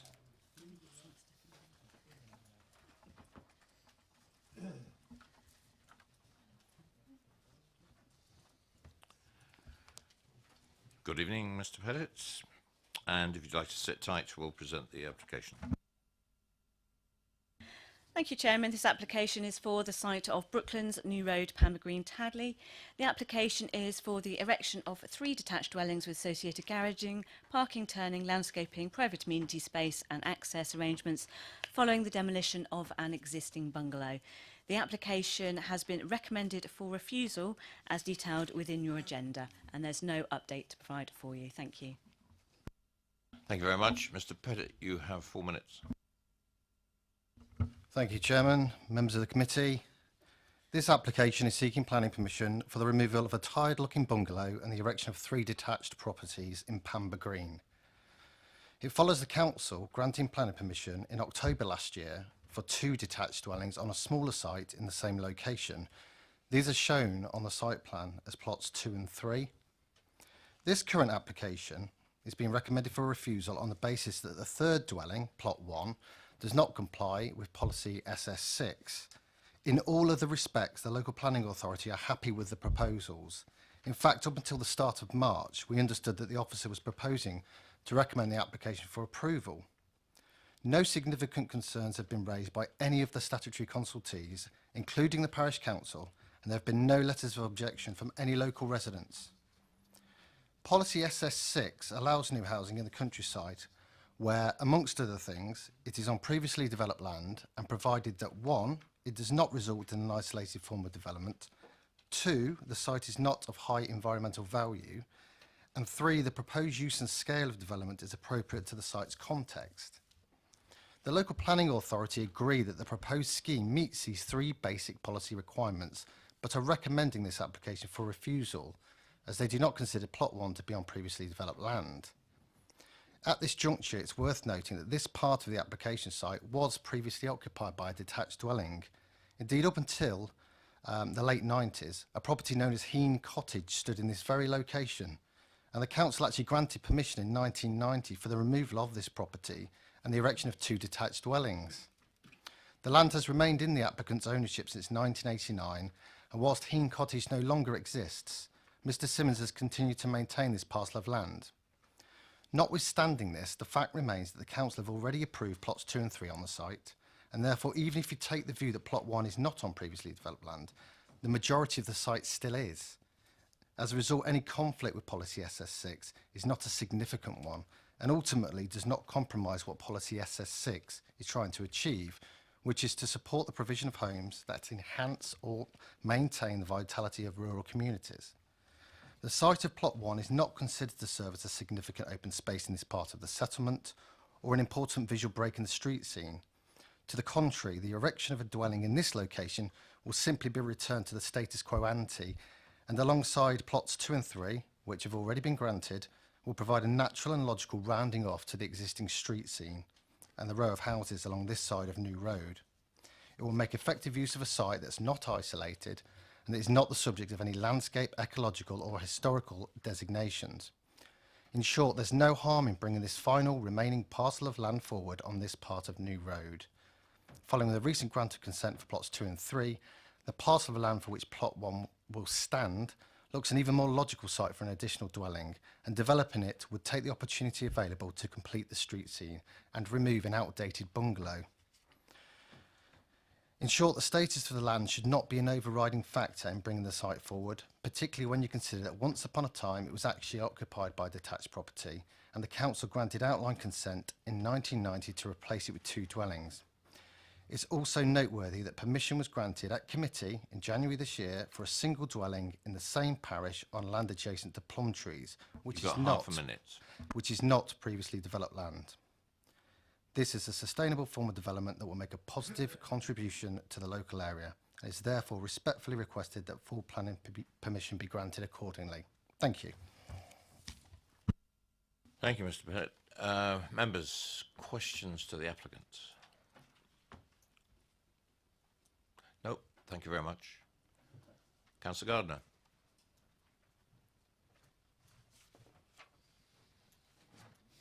Good evening, Councillor. You know the score. Gentlemen, I've brought this to committee on the grounds that the officer's recommendation was based on the fact this was not previously developed land, or that it has subsequently become naturalised. Now, back in 1990, the bungalow that sat on this site was demolished. Planning application was submitted and granted for further development. That application has since lapsed. The intention to develop the site has not. And I have not found anybody in the area who considers it anything but pre-developed land. So I am very much of the opinion that it is pre-developed. If you look at the location plan, you can clearly see that another property on that site will complete the street scene. So it's certainly not an isolated development. And I think that's probably all I need to say. Yes, short and sweet. Thank you very much, Councillor. Any questions for the ward councillor? He's walking away, but doesn't want to answer anything. Any questions for ward councillor? No, you can continue to walk away. Thank you very much. Questions for officers, please. Councillor Robinson. Thank you, Chair. previously developed land, you're saying that this land is no longer previously developed because it's naturalised. Some months ago, we looked at a field not very far from here that had an application for a small number of houses. I can't remember how many. And we were told that was previously developed land because it had an air raid shelter on it that was built in 1945 or 43, give or take. I can't understand how that was considered previously developed land and this isn't, if it obviously had a house on it up until the 1990s. Can you explain why one is one way and the other is a different way? I'm afraid I can't confirm the circumstances of the other site that you're referring to because I simply don't know the details of that application and whether or not there were any other structures or the status of the land that you're referring to that the air raid shelter sat upon. In relation to this application, as you will note from the report on page 155, the officer has explored whether or not this is previously developed land, taken the definition from the MPPF, which is quoted before you. On that basis, and looking at the current definition of the status of the current NPPF rather than any previous planning policies, this has been determined to be as not previously developed land.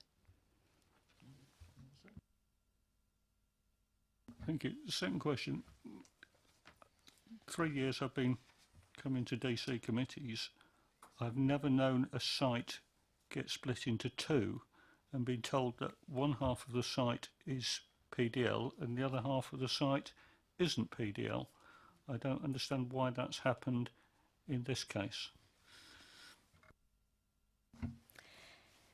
In this instance, the land which comprises plots 2 and 3 within the proposal before you were actually to replace an existing bungalow. That area was comprising the curtilage of that property and therefore in accordance with policy SS6, that land, the residential curtilage of that site, was considered to be previously developed land.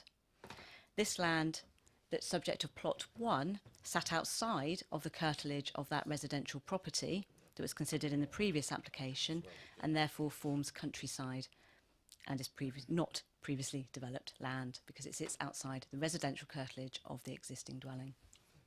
I hope that's clear. Councillor Potter. I know we're into the sort of subsections of SS6, but are we really saying that plots 2 and 3, quote, satisfy a local need, you know, the provision that applies to that, and plot 1 doesn't, you know, because, I mean, I know it's SS6B and SS6E, I think, in this case as well, but I mean, seems to me we, you know, is it purely the fact in terms of 2 and 3, plots 2 and 3, that there was evidence to suggest there was a previous dwelling on that area of land, and yet we have some doubts about the historical relevance of plot 1. Is that what we're saying? If I address plots 2 and 3 first, so you've seen on the photos that were shown before you that there is a dwelling there at the moment. It is that dwelling that is to be replaced by plots 2 and 3, which already has planning permission, which is considered under SS6A as previously developed land. The third plot, i.e. plot number 1, that is being considered under SS6E, and as you will note from your report on page 156, it's been considered that the first part of SS6E hasn't been met, in that whilst it's small-scale residential proposal, it hasn't been demonstrated that it is a type to meet a locally agreed need before you carry on to look at the other criteria of SS6E. So there's slightly different balancing act to draw between the circumstances of this site, where part of it has been developed, it has a dwelling on it, we're looking to replace that, but the other parcel doesn't. And therefore we're looking at a slightly different part of your policy as set out within the agenda. Just moving away from the thesis about SS6 for a minute, really, in terms of what Councillor Robinson was saying, I think, I mean, surely in planning terms, and dare I even say street scene and appearance terms, it makes sense to look at that, what I call the whole site, as a complete whole site. And in simple planning terms, I'd like to see that area developed in some consistent way, really. And by definition, the 3 dwellings on that street scene make that complete, do they not? Absolutely, that is clearly a material consideration for the committee, and the committee may come to a view that the uniqueness of the site and the fact that there is this sort of missing gap, if you like, and the benefits of completing that site are the matters that override, I suppose, the conflict with policy in this instance.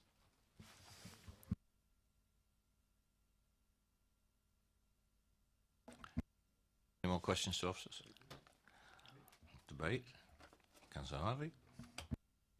Can I thank the officers for the very clear explanation, because it was, I appreciate that, because I get it, you know, application and policy apply, get it. However, what Mike has said makes sense.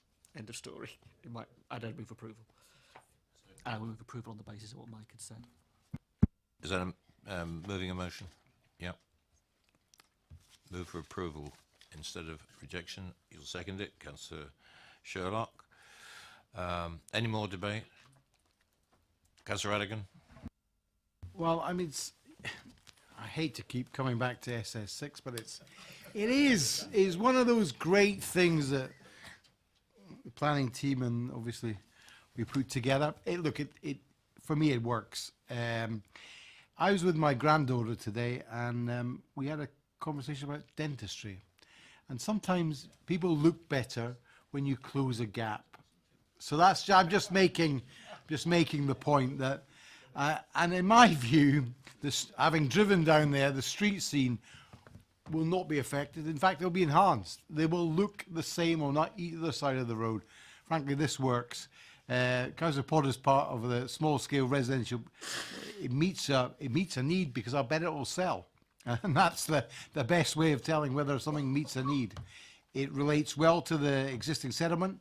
It's not isolated in terms of form and development, and will work with the landscape and the proportionality of all the other plots. Look, I think it works. The fact that we've offered the planning permission on the other 2 bits means that this falls into place well, I think, and I will support support the other councillors on their move to approve this. Anybody else to debate? No. Moved and seconded for approval on the basis that it is a unique site to make the completion of the street scene. I think the officers have got that. All those in favour?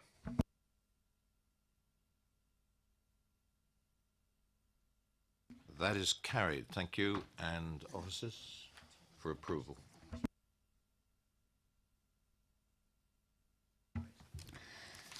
Thank you, Chairman. That application has been approved, and I would advise of conditions to be attached to that decision notice together with reasons for approval.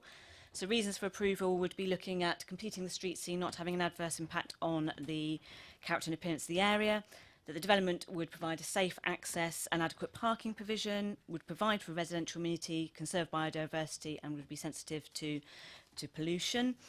Including noise, land contamination, and those tie into the conditions that we would recommend to be attached.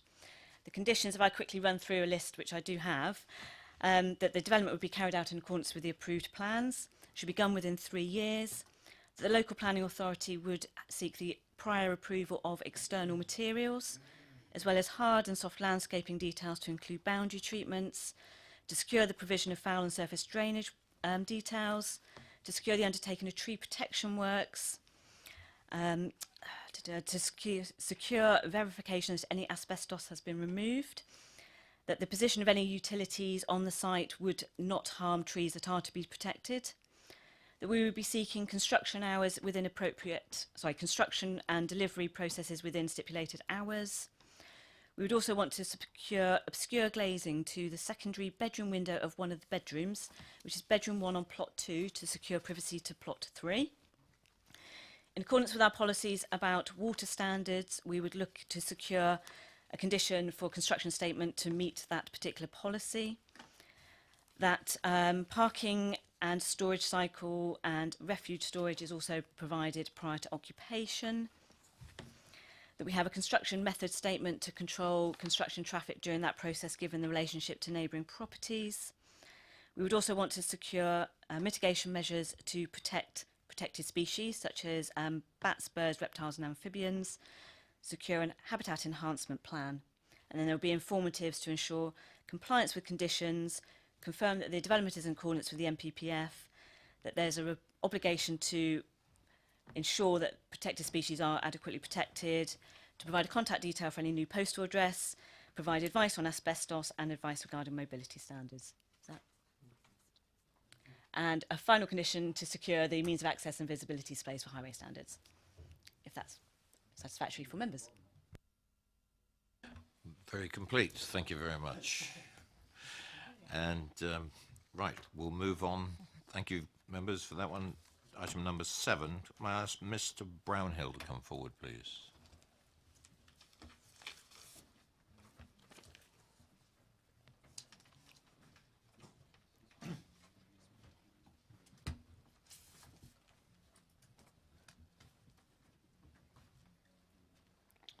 Good evening, Mr. Brownhill. If you'd just like to sit quiet while the officer introduces the application. Thank you, Chairman. This is an application for a site of concrete cottages in Old Burclere. The application is for the demolition of a pair of semi-detached cottages and the erection of 1 detached and 2 semi-detached 3-bed dwellings with associated parking. I would draw members' attention to the update paper, which includes a summary from the viewing panel that was carried out last week, to report that there has been additional information received to support the application in the form of an architectural heritage report. That report has been subject to consultation with the conservation team, who have provided further comments to that report, which are detailed within the update paper. And as a consequence of that additional consultation, the recommendation number 2, which is listed on page 169 of your agenda, which referred to insufficient information which had been previously not been received to establish historic merits of the site, be deleted from the recommendation that's before you this evening. This application, therefore, is recommended for refusal subject to conditions reasons for refusal 1 and 3 as listed within your report. Thank you. Mr. Brownhill, you have 4 minutes. It's the silver button at the bottom of the microphone there. Not yet. That is now. Thank you very much. You're live. Thank you. The building at present occupying this site, which we proposed to demolish as part of this application, was originally a terrace of 3 houses. They were built in 1860s to serve the Highclere estate, which they've therefore served for 150 years. But in order to approve the accommodation, the 3 cottages were knocked into 2 in the 1950s.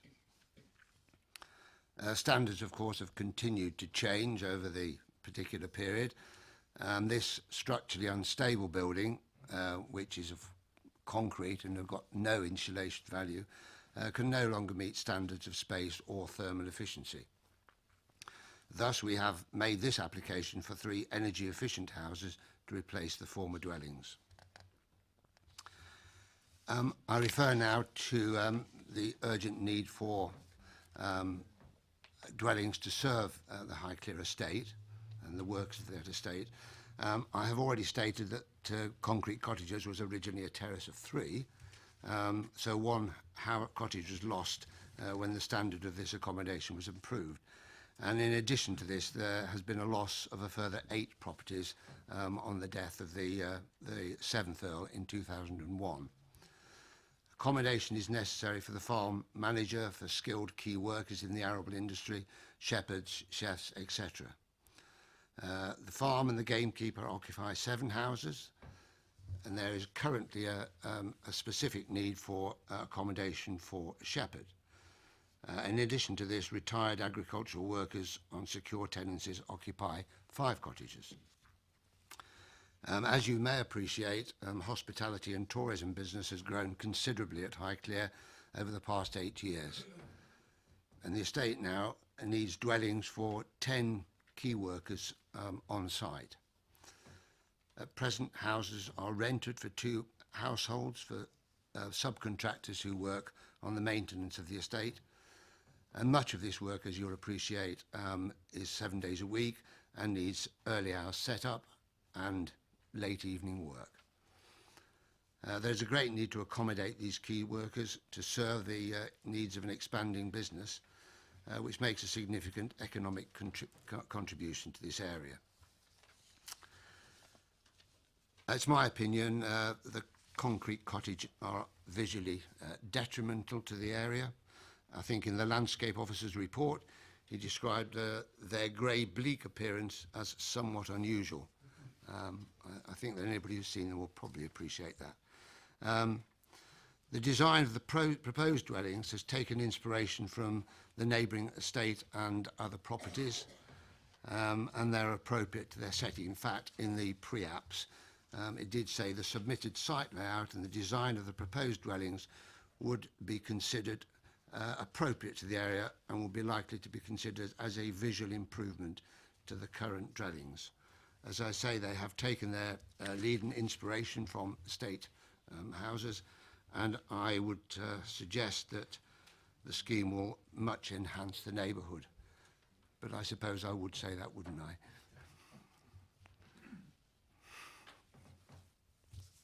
That's it, thank you. Fine, could you just switch your microphone off? What happens if you need to use it again?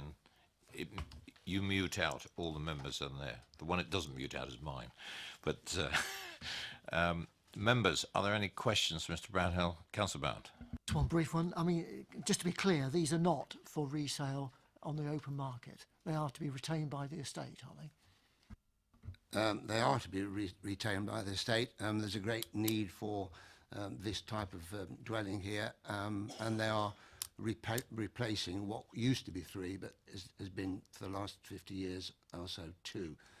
So there are specific needs. It's a very vibrant estate, and of course, as you appreciate, the type of estate has changed a great deal in over the century, but in particular in recent years. And there's now a need for a lot of different types of workers who come and go to serve the particularly the tourism and the agriculture. Thank you. Any more questions, please? Thank you, Mr. Brownhill. Councillor Isaac.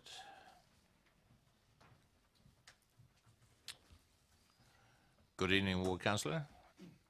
And you have 4 minutes. Good evening, Mr. Chairman. Good evening, councillors and officers. Concrete cottages. Firstly, I would like to advise you all that my wife very occasionally is a guide at Highclere Castle, but I don't think in terms of the family's finances that represents a pecuniary interest. And that's supported by the officers. I've studied the officers' report and have some difficulty with some of the conclusions that they come to on planning grounds to justify the recommendation of refusal. Chiefly their grounds are lack of justification for an additional dwelling on the site, concerns over the site's sustainability as a location. We had previously concerns about the historic merits of the existing buildings, but that's now been removed as an objection. And fourthly, difficulties over the layout and perceptions of a cramped development, which would not respect the pattern and character of the area. Dealing with each in turn, I would ask councillors to consider the following. Firstly, with reference to the tests under policy SS6 permitting new housing in the countryside, the site is already developed. It is effectively brownfield, not greenfield. The proposals are also for replacement dwellings. We've heard previously that these were 3 cottages. The new cottages will provide much needed low-cost accommodation for employees of a rural business that is an important employer in the area. There's a shortage of good modern housing that rural workers can afford to access, and it's important that as a borough we help to enable this, in my view, consistent with the economic test under the NPPF. Too many new homes in my ward are 4 or 5 bedrooms. There is a need for more 3 or 3 bedroom houses. As a borough, we have a challenging target of housing need to meet. I'm not reassured by having a 5.6 year housing land supply. The cumulative effect of small developments is important to meeting the 850 new homes we need to see built each year, and I struggle therefore to understand why we would not want 3 more in Burclare on an existing brownfield site. Policy SS6 is designed to permit housing in the countryside in order to enhance the vitality of rural communities. On sustainability, as a rural location, there are facilities in Burclare, Tothill and Etchinswell, a short drive or cycle away, the usual modes of transport in this part of the borough. There is also public transport. The number 23 taxi share service provides a daily service into Newbury. In terms of planning precedent, last year this committee decided that sustainability was not an issue, ruling against granting planning permission for 2 houses on a brownfield site opposite Beacon Hill House. You have 1 minute. Thirdly, points are made about the proposed garden sizes, urban-esque appearance and cramped development don't seem to me to be substantiated.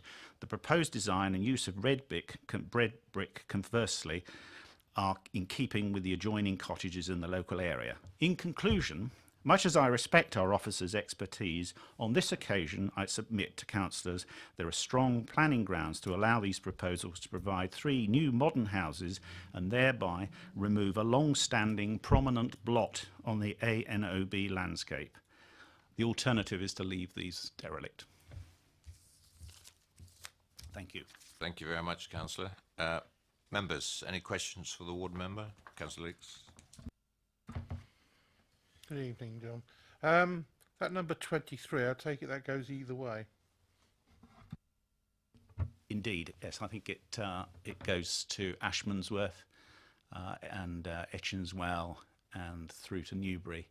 And I think it actually starts before Ashmansworth. So it does go both ways. So there's a morning service into Newbury and an afternoon service out of Newbury. Any more questions, members? Thank you, Councillor. Members, questions to officers? Councillor Robinson.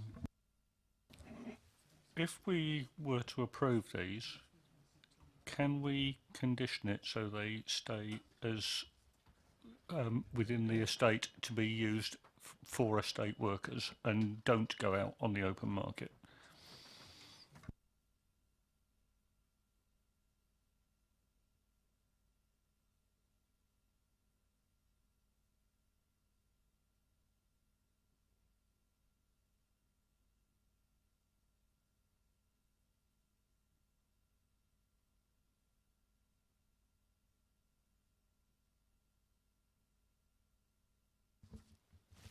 I think that would be, yes, sorry, the answer is theoretically it can be done.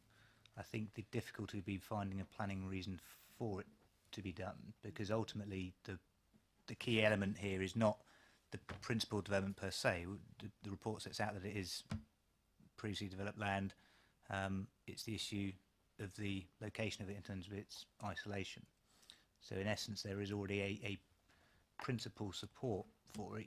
You wouldn't need to find an additional reason, if you like, in that it needs to be for a particular rural business or otherwise. It's more just the issue of the isolation. So yes, theoretically it could be done, but I think it'd be difficult to justify the planning reason for it to be conditioned that way. Councillor Potter, followed by Councillor Bound. I've just got 2, I think, Chair, if I may. I mean, Councillor Isaac makes, I think, the reasonable proposition that this should be considered to be a brownfield site in regard to the existing, obviously, development that exists in this particular site. And I just wanted to have that confirmed, really, that he's right on that. I didn't get on the site visit this time, but I've been in this area before, as you know, and I just wanted, under refusal 3, the officers talk in terms of the proposed layout and amount of built form would result in an incongruous form of development appearing unacceptably cramped. Well, I know this is a matter of opinion, which would fail to respect the established pattern and character of the surrounding area. It's not a trick point I make. I just genuinely don't know what that means, really, knowing this. What are we saying here in terms of the established pattern and character that this doesn't satisfy. When you read through the remainder of the report, which refers to the capture area, we're looking at where we've got properties and larger plots, greater space about them, there's sort of less regularisation in the character of the area, you know, where you've got the interaction with landscaping, you've got small accesses. Not sure whether we've got photos up and down. No. I mean, it has that very much appearance of being a rural area. The concern here is where you're looking to replace the 2 dwellings with 3, but in a reduced site area. And as a consequence, you've also got the associated breaking through the banks and 2 occasions. You've got an additional hard standing. You've got garage forward of the pair of the dwellings. It's introducing all those sort of hard urbanising effects into that countryside location, which is where the officer is drawing his conclusion that the development is not respecting that overall character of the surrounding built form. Sort of then leading on from that, if those 2 dwellings, as they are now, could presumably be developed, and you could develop using hard standing at the front, garages, and so on. So I don't quite understand the point in that they could be. I mean, incidentally, I don't find them unattractive. Those two dwellings, as they are there, it seems to fit quite nicely into the surroundings. And the other point I would make is, could we condition that they are actually removed if we were to approve the other dwellings?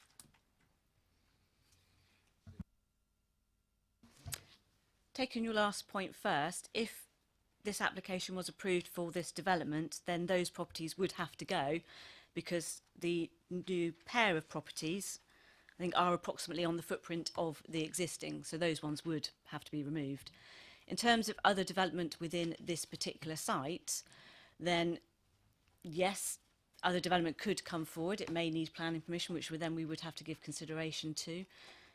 At this stage, we don't have anything like that before us. We are considering this development that we have, which is this pair of cottages on this site, as it stands at the current time.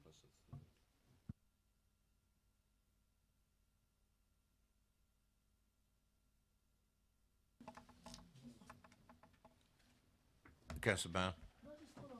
I mean, the map on page 183, I mean, the reason I asked that question was that concrete cottages seem to be well to the right of the dwellings which are proposed.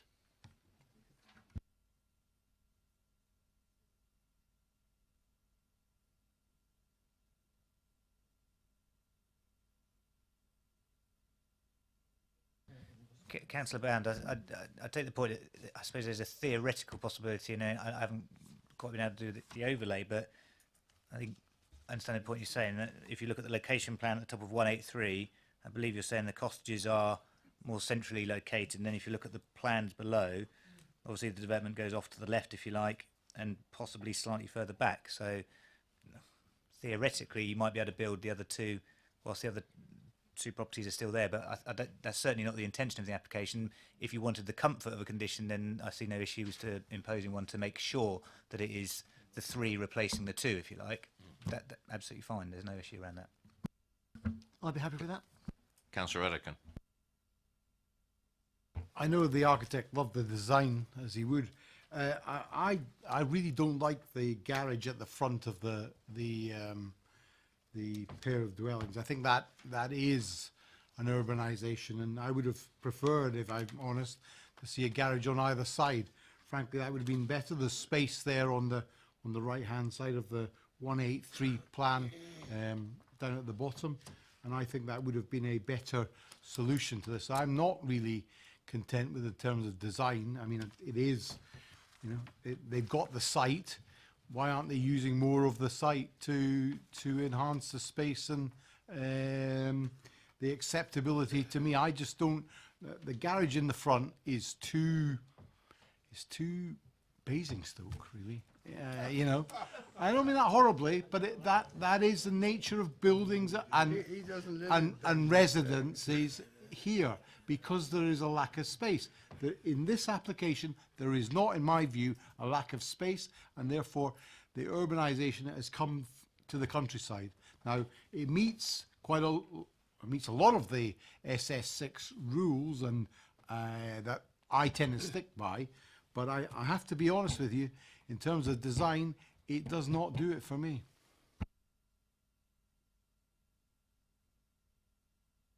Is there a question for the officers? I wondered if they'd explored that with the applicant.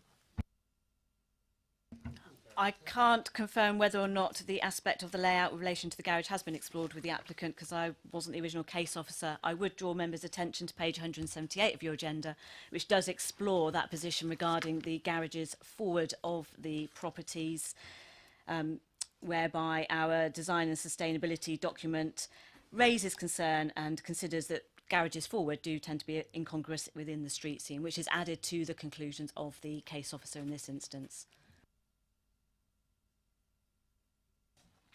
Okay. Any more questions for officers? Councillor Potter. Isn't it really, just going on from what Councillor Radigan said, I mean, we've got two choices in that regard. I understand the point he makes, but we either approve the scheme as it's presented, you know, with the garages cited as they are, or we don't. I mean, there's no way we can redesign that tonight. So clearly there's a clear choice of acceptance or rejection, it seems to me, following that comment. So make your mind up time on that, really. But Debate? No debate? Councillor Radigan? I mean, this is something that normally we could support. I genuinely think this could be brought forward in a better form. My belief is that the space is there. The plot is big enough to amend the plans as shown, with a garage to either side of the semis. And I think that would clear off all my concerns. It meets the developed land rules. There's no resultant isolated form. I quite like seeing 3 cottages together because people can rely on each other if there's an emergency. And I think that is not the worst solution we can have at times. And I think, this environmentally, those houses are not fit for the 21st century. I think they should be torn down. We should be replacing them with better quality for the workers who are providing economic benefits to the whole of the borough, and I think that is to be supported. But in terms of design, I don't like it, and I just got to say it. Fair enough. Anyone else on this basis? Councillor Goodison. Thank you, Chair. I'd like to propose that we approve the application.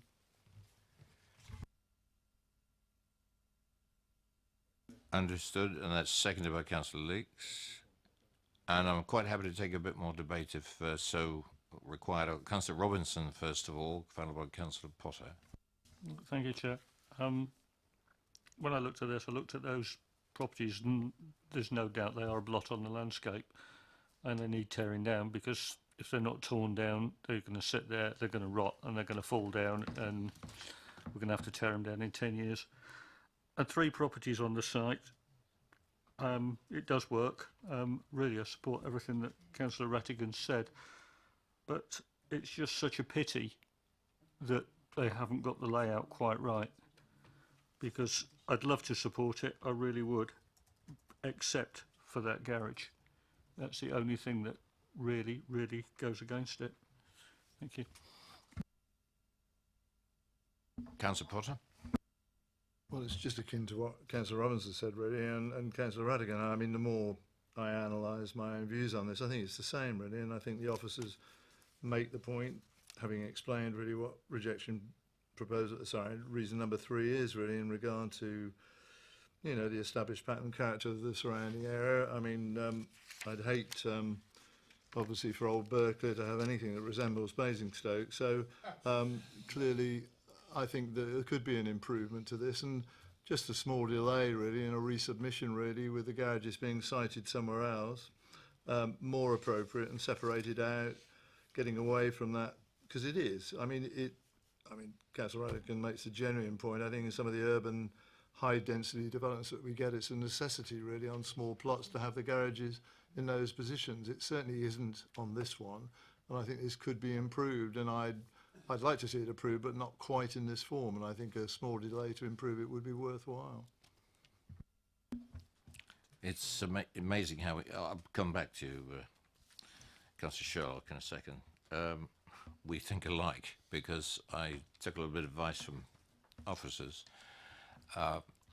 All other things being equal for this particular application, I know it's up for refusal, but I think I get the feeling from the committee that except for that small change in the design, we would be, I think, moved to approve this particular application, but to refuse it would mean a reapplication. Would we want to consider maybe a deferral with a resubmitted design layout? And in that way, it keeps the whole thing alive. I think it gives the applicant a chance to come back to probably amend the position of the garages and then bring it back to the committee. That's, I'm sort of speaking an idea aloud here, and that would be the most expeditious way of moving this forward. Because personally, I'm, like I said, all other things being equal, I go along with the rest of the committee on this one. But that design is, I think, the hang-up. Chair, I'm happy to move deferral with a reapplication or a change of the design on it. You know, because it meets everything. I mean, genuinely, this is, you know, if it didn't have the design problems, I think we would all look to it more favourably, and I certainly would. Thank you. Councillor Leeks, you seconded the original motion. Are you to second the deferral motion? I think we discussed why we would push this for deferral. Ross is happy? Sorry, members, because there's a motion on the table, then that's got to be determined first, unless Councillor Goddison, who moved it, and Councillor Leeks, who seconded it, withdraw it. Would you like to put your microphone on and officially do that, please, Councillor Goodison? I'm content to withdraw it in view of the other suggestion that's been put forward. Thank you. I'm happy to withdraw it. To withdraw your second on the motion. Right. I've got a motion proposed by Councillor Radigan for deferral and a redesign submitted by the applicant, seconded by Councillor Leeks. Officers, you're happy with that? Okay, yeah, so just to confirm, the application is therefore would be deferred, apologies, on the basis of seeking an amendment to the design to create a less urban design, particularly with regards to the garage at the front and any other parts that the applicant may wish to bring forward. What that would mean, if that's the way it does go, Chairman, is it clearly would bring a report back to committee. The first reason for refusal would still be before you, and you would effectively adjudicate on that second consideration. Right, all those in favour of deferral on the basis of what we discussed?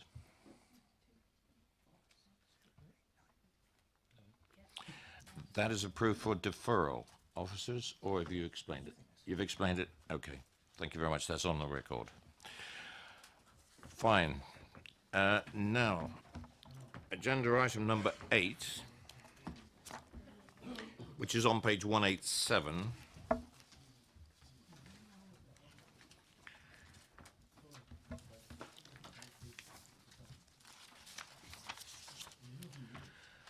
Could I ask Mr. Hallett and Mrs. Barnett to come forward, please?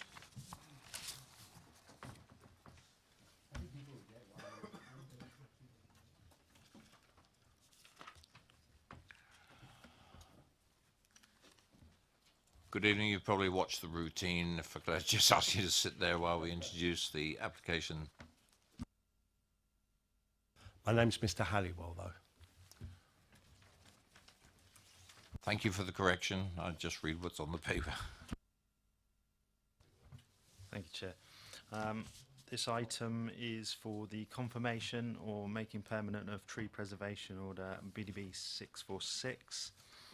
In line with the Constitution, the matter is brought before this committee as there have been 4 individual objections to protecting the trees on a permanent basis. The order was made following an application to remove one of the trees, T1, when it became apparent that the original order made in 1985 was never confirmed. The committee may decide to confirm the order as it stands, to not confirm the order, or to only confirm one or more of the trees, subject to modification. Thank you very much. You have 4 minutes, Mr. Hallowell.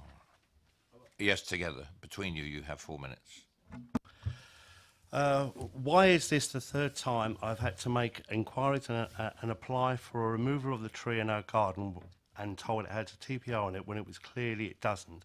And in the past I've had to pay a lot of money for having it pruned. This large tree stands very precautiously leaning towards our house and garage, and I'm concerned what could happen if, in a strong wind, especially when the tree is in full leaf, and who would be responsible if it came down. Our brick garage is 3 metres from the tree and is full of cracks, separation between the mortar and bricks, and it is uprooting our patio and our patio. We are keen gardeners and we like to keep our garden clean and tidy, full of plants, and during the summer, from midday onwards, the tree causes overshadowing and we get no sun in the garden at all, robbed of the pleasure of sitting out in your own garden on a sunny day. Autumn brings a big headache, acorns and leaves everywhere, blocking gutters and drains, leaving me with hours of work sweeping them up and disposing of them to the recycle centre at my own cost and time. Outside of our garden, the path and road gets covered, and as our road is rarely cleaned by the council, it means it's up to me to keep them clean. A neighbour next door but one to me is elderly and uses a wheeled walking frame to get about, and she finds walking over the acorns very dangerous when using the path and road, especially if I've not had time to sweep them up. Every year we have trouble with the 4 storm drains which sit out the front of our house. They get blocked by the leaves and acorns that get washed and blown in by the wind and rain. And as the road and gutters are very rarely swept by the council, this leads to the road flooding right across and becomes a big problem. I feel this tree is far too big for our small garden, and I have said on removal of it, I would pay to have it replaced.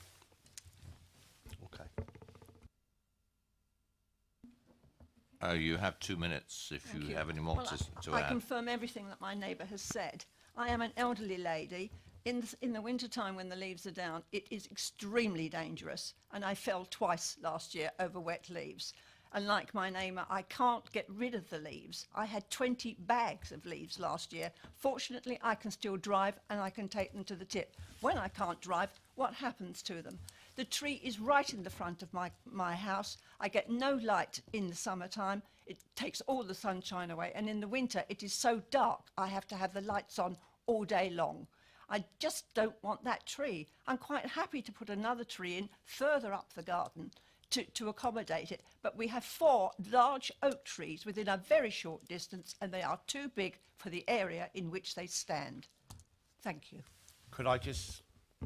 We have another minute. I think the tree in our garden would look, or if we had it removed, it would look better with a tree in proportion to the size of the houses.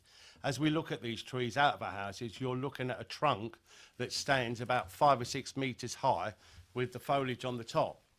Nothing seems to be in proportion now with the houses themselves because they just tower above them. Fine. If you've now finished, could you switch your microphone off, please? Thank you.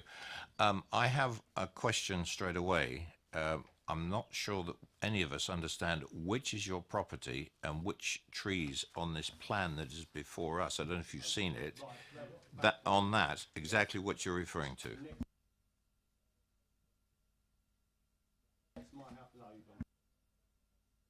Yeah, can we have a look at the plan? That's number 45.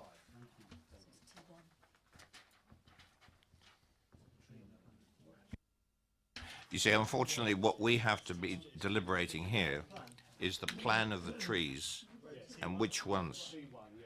T1. Sorry, T1, yes. And is that the only one? And the tree in my garden is T5. T5. Yes. Right. This way round. Yeah, yeah. Right, thank you very much. Yeah, yeah. Thank you. Sorry. If you could switch your microphone off. Sorry. It mutes out the rest of them. Thank you for that explanation. Members, are there any other questions you'd like to speak to the objectives here? And Councillor Robinson. One question. Can I ask both of you how long you've lived in the houses? I've lived here since 2000. And I've been in there about 3.5 years. Thank you. Any other questions to the speakers? Thank you very much.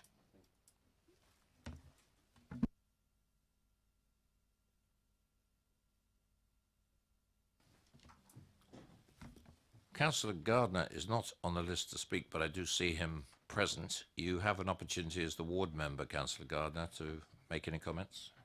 I invite you up. Well, I had stayed to hear the debate on this because I have a great deal of sympathy with the residents, as I was actually a resident of Jubilee Close when it was first developed in 1977, and I lived there until 1991. It's not shown on this plan. It was number 21, which is just at the bottom of the page. These trees look very nice when they were put in, but that was a long time ago now. The trees have developed, and throughout the borough we have got a problem with the wrong sort of tree being put into developments. So certainly I think there is a need to thin out some of the trees that we've got so that we can actually appreciate the really important trees which are there, because we're overfilling the developments with large trees. And I think that was a big mistake way back, and it's something we need to address now.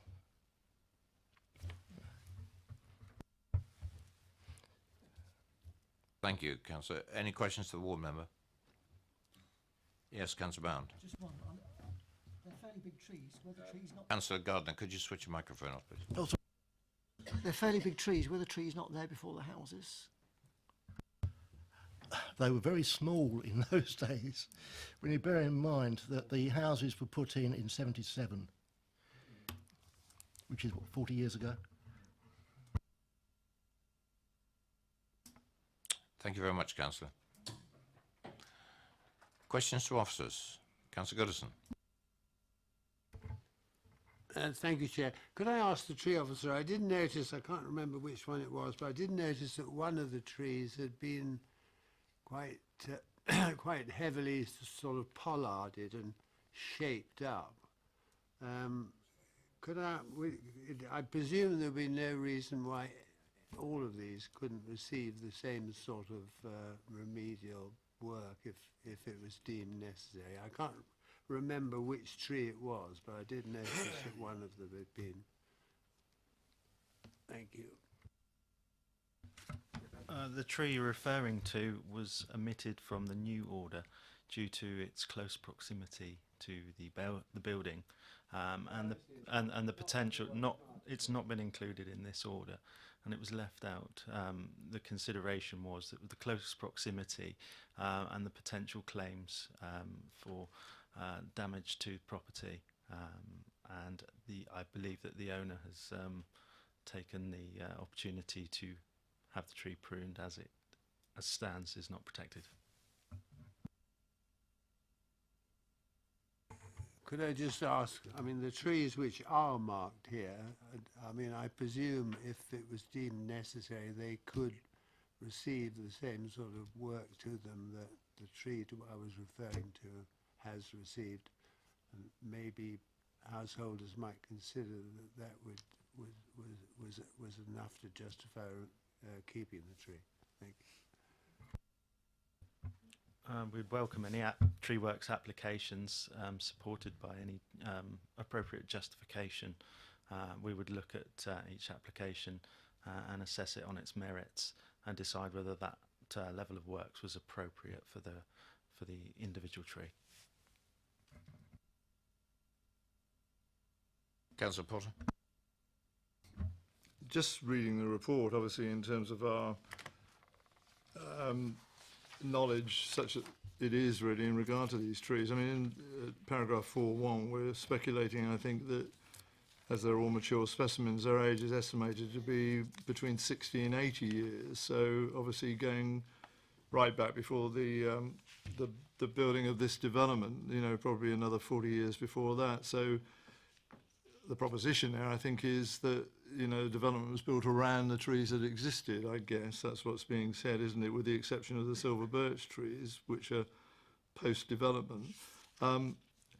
If that is right, really, I mean, would the tree officer perhaps agree that they're not necessarily, the words I use probably there by design, but just have been from something else and have been built around, and therefore they're not necessarily all necessary to be retained for the sort of visual appearance? You could actually have some which are, I mean, would it be possible for some to be taken out in your specialist view and for it not to destroy the, you know, the visual aspects of the benefits they provide? Yeah, I believe that those trees would have been remnants of the previous landscape, and the development would have gone up around them due to their age. There may be potential for a removal from maybe a group, but the impact certainly of certain trees, particularly T1, would be, in my view, detrimental to the local street scene and the amenity of the area. As I say, we would look at any tree works application and assess it on its merits as to whether it would be appropriate to remove a whole tree.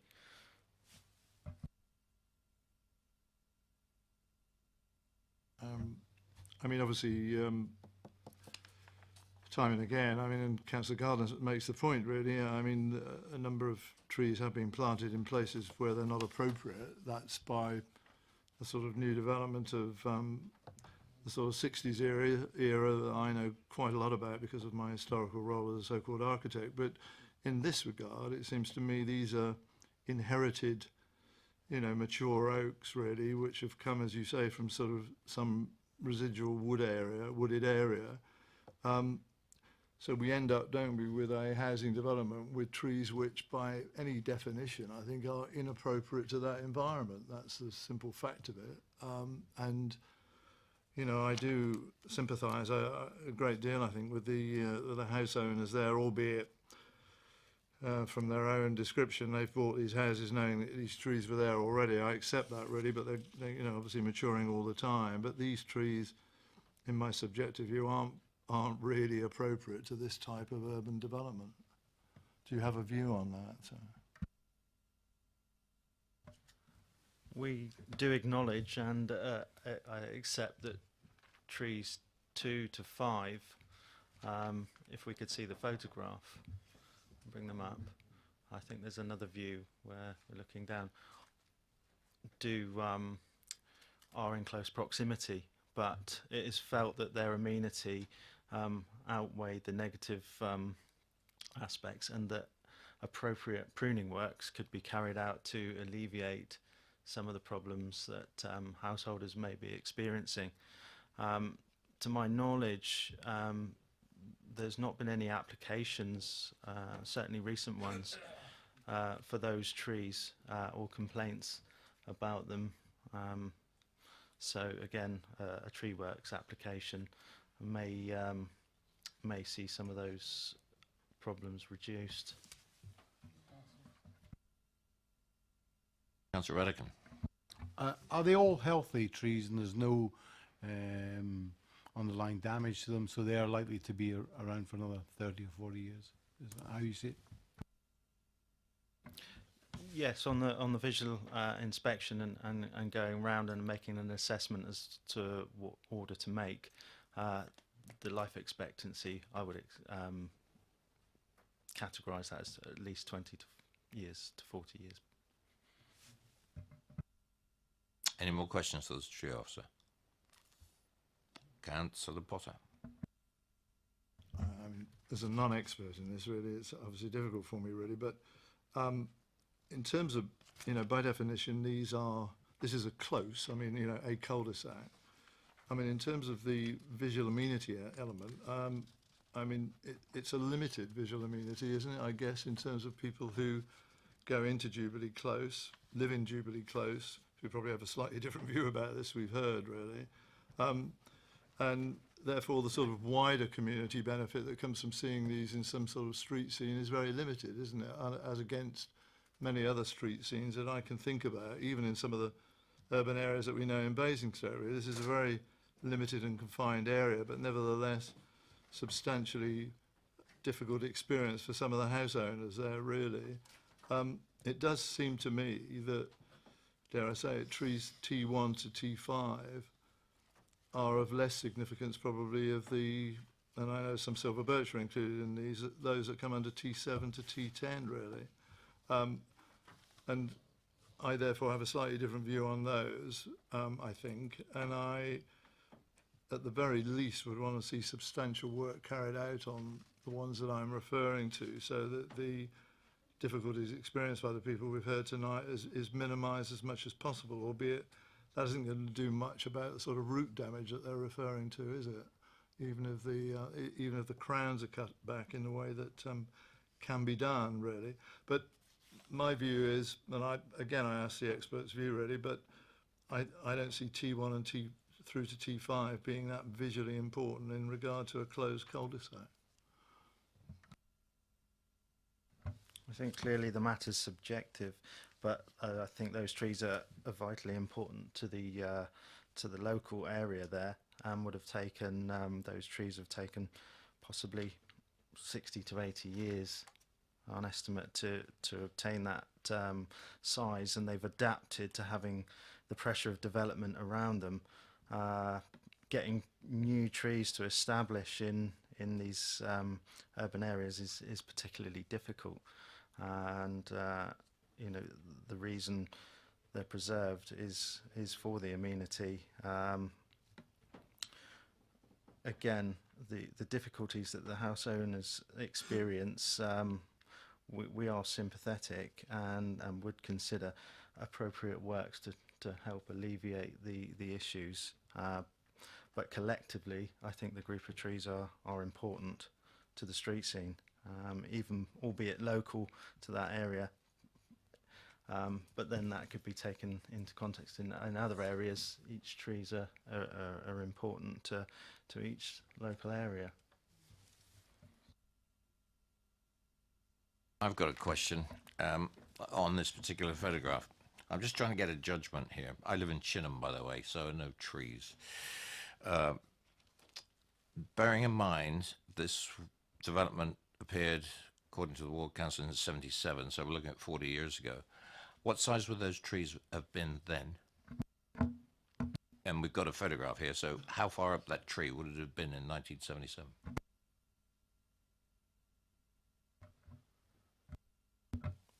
Very much, again, subjective to the growing conditions and the environment.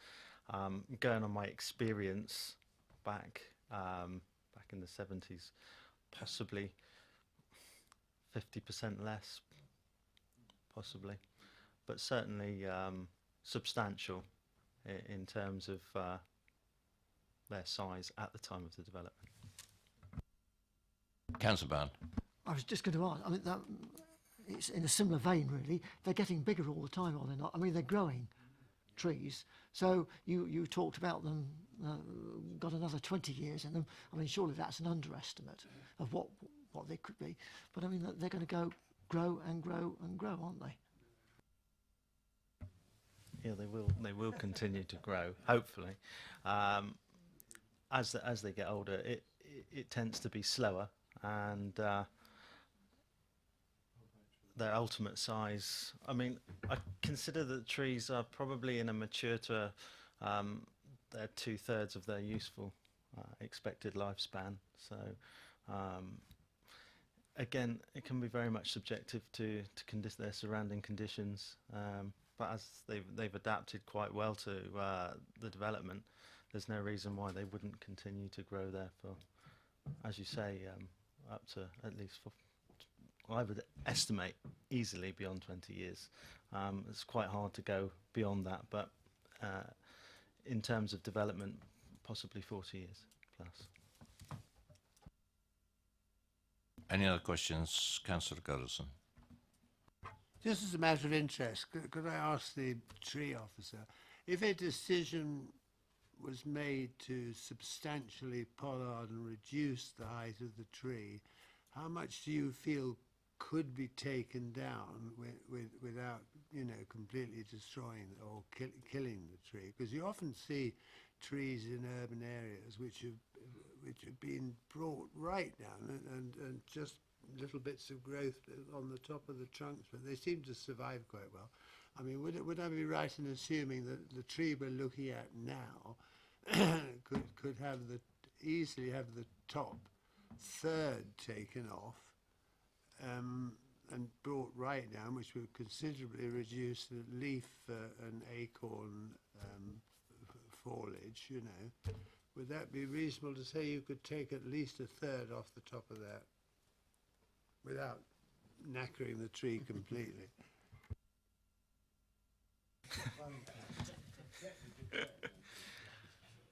In arboricultural terms, taking off a third of those trees would be considered excessive and would probably reduce their longevity. They're what we call maiden trees. They haven't really they've been subjected to that type of pruning before. The pruning that you're describing as pollarding or heavy reductions is done much earlier in their life stage. As with anything older, it tends to be less tolerant of you know, significant or substantial works. Are you suggesting that the tree would rather be cut down? No, I'm suggesting that the tree would rather be left alone to its own devices and to decline in its own time. Any more questions? Because I want to open this to debate. Councillor Harvey. I've sat and listened to the residents, I've listened to whatever else has said really, and what the tree officer has said, and I kind of come to the view that, you know, 7 to 10, I can understand the setting of it, I can understand the context of it. The residents bought their homes and came to their homes after these trees. That's an important consideration. That's been admitted, and understand that. The issues they're facing, they were here and now, and it's about, you know, this looking forward in the context of where these trees now sit to the residences. You know, the developer didn't cut them down when they built the homes. They left them there. They left them there in a completely different state to they are now. They've grown into being mature forest trees. They look lovely, and they would be amazing in the summer. I'm absolutely sure they would be. And they've got every amenity advantage, every aesthetic element that goes with having a lovely mature forest tree in an urban setting. And coming from Oakridge and Southview, don't we know that with the maples that we've got, that we deal with? But I also know the sheer hell it causes for local residents, because it does. So it's caught in a rock and a hard place. You're trying to protect the tree with good reason, seriously good reason, and T1 to 5 are the real problem, I think, here. And at the same time, we're faced with a situation where the residents probably are living through sheer hell that those trees cause their lives. And that's a real balance to strike. Do you kill the tree, take the tree away, solve the residents' problem, and at the same time affect the visual amenity that you're rightly trying to protect? And I think it's going to come down to quite a subjective judgment call on the committee as to which way we jump on this one. Particularly as you've just said, you can't really, I get the impression, do much to the tree, realistically, that won't destroy it in such a way that realistically it's a straight choice. You either keep them or you don't. Because there's very little more you could do to the tree, or anybody could do to the tree, to dramatically reduce its effect on those residents. But they are close to those properties, and time again we're seeing this being the core issue that residents face. So I think it's a really awkward and unpalatable decision to have to make, one way or the other.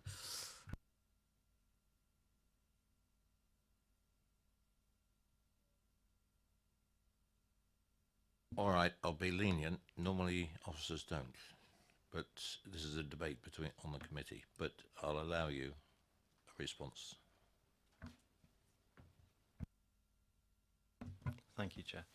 It's just important to point out that in terms of law, that falling leaves, twigs, fruit are natural occurrences and considered to be a non-actionable nuisance. They're part and parcel of living in and around trees, and when you buy a property next to a tree, you have to accept that that is likely to occur, and without removing it, it's impossible to move the problem. Okay, thank you for the point. Councillor Robinson. Thank you, Chair. I'm on the tree appeal panel. It's unfortunate that Councillor Westbrook isn't here today because he chairs that panel. One of the things we look at, there is a shade calculation which we use as to exactly what level of shade is given by the trees. And there's two considerations within that, is shade of gardens and the shade of houses. And by far the biggest consideration is shade of the house, not the shade of the garden. And I look at the plan that we've got in front of us, and I look at the orientation of it for the compass, which is conveniently put in the top left-hand side, in relation to how the light is going to fall and how the shade is going to fall in relation to these trees. And I look at T1 isn't going to give any shade of the house whatsoever, so it would not fall within the shade criteria where it would need to be cut, and it will not give any shade of the garden until the evening. And the same applies with T6 to 10, that they are not going to shade the houses.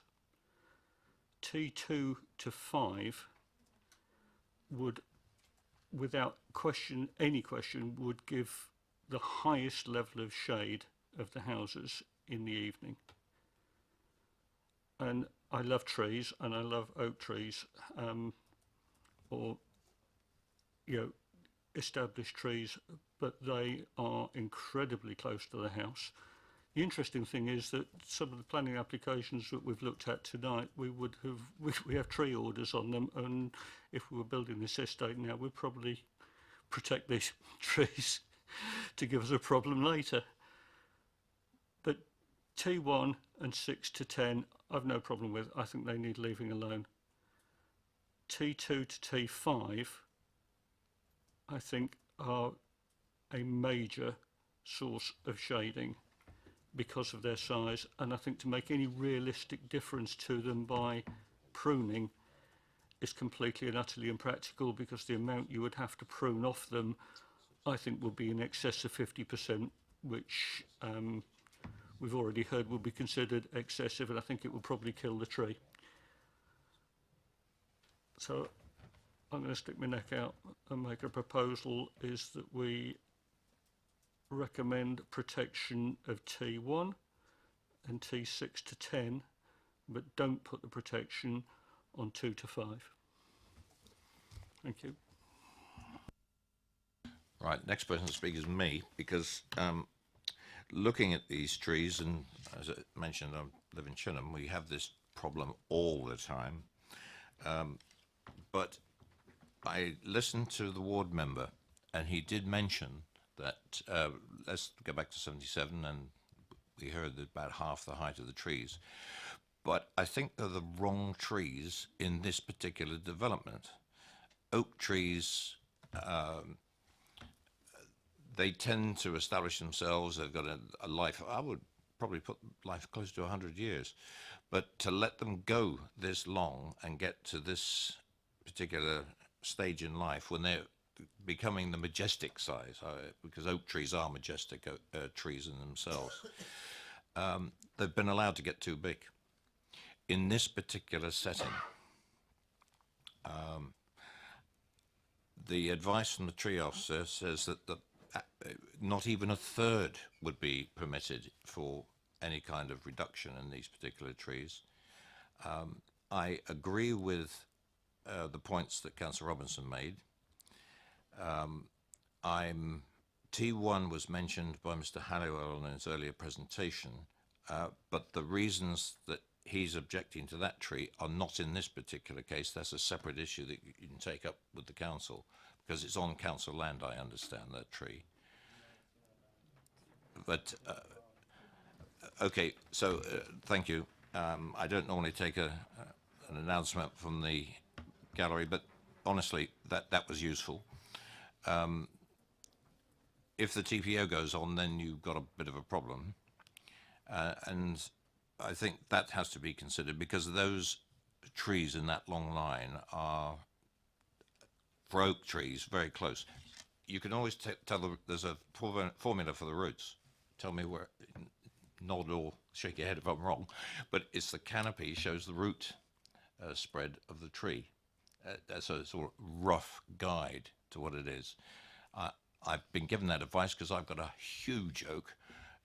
There's a pathway at the back of my house in Shinham, and it's bigger than these trees.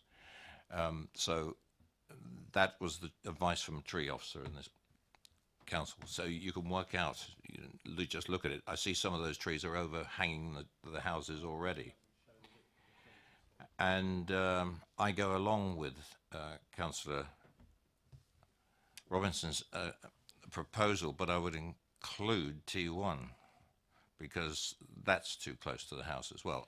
I know you were adopting the shading principle, but the other groups across on the eastern side of this particular diagram, I would go with T1 to T5, would not have protection orders on them.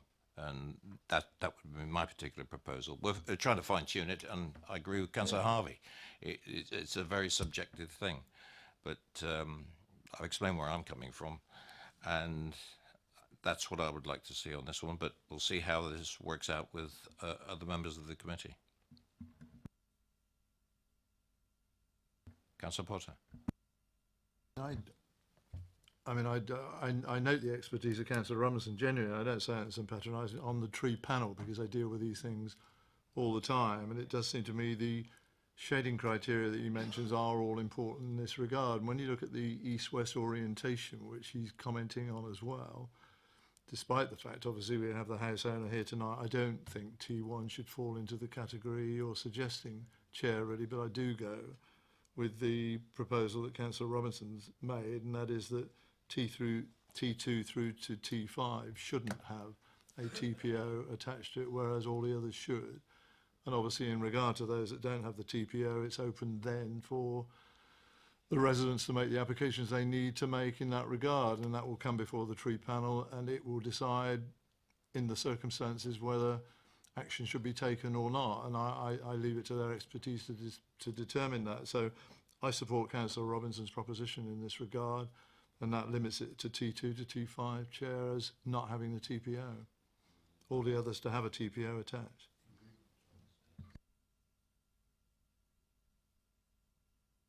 Councillor Sherlock.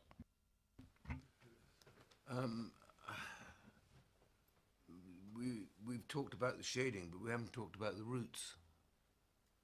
And the T1 problem is roots as much as anything else.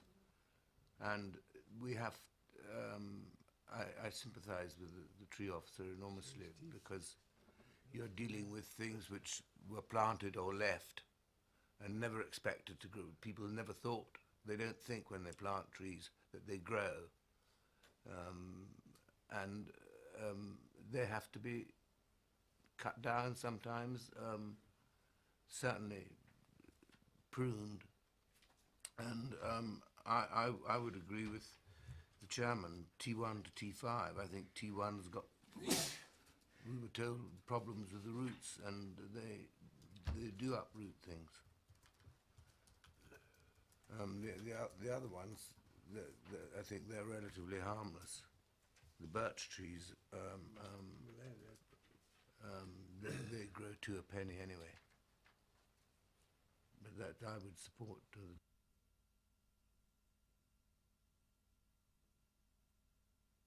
Any other comment? Councillor Goodison. The only comment I would make is that on balance, I think I would prefer to go with Councillor Robinson and only restrict it for the TPO from 2 to 5. And if he wishes to propose that, put it to a vote, I'll be willing to second that. Thank. Councillor Arson, do you want to propose that? I've got no other speakers at the moment. I'm going to go along with that proposal. Yeah, I propose that we put the TPO on T1 and T6 to 10, but not on 2 to 5. And Councillor Goodison, you'll second that? If there's no more debate, I'll put that to the vote. All those in favour of that particular motion? All in favour? Yeah. And those against?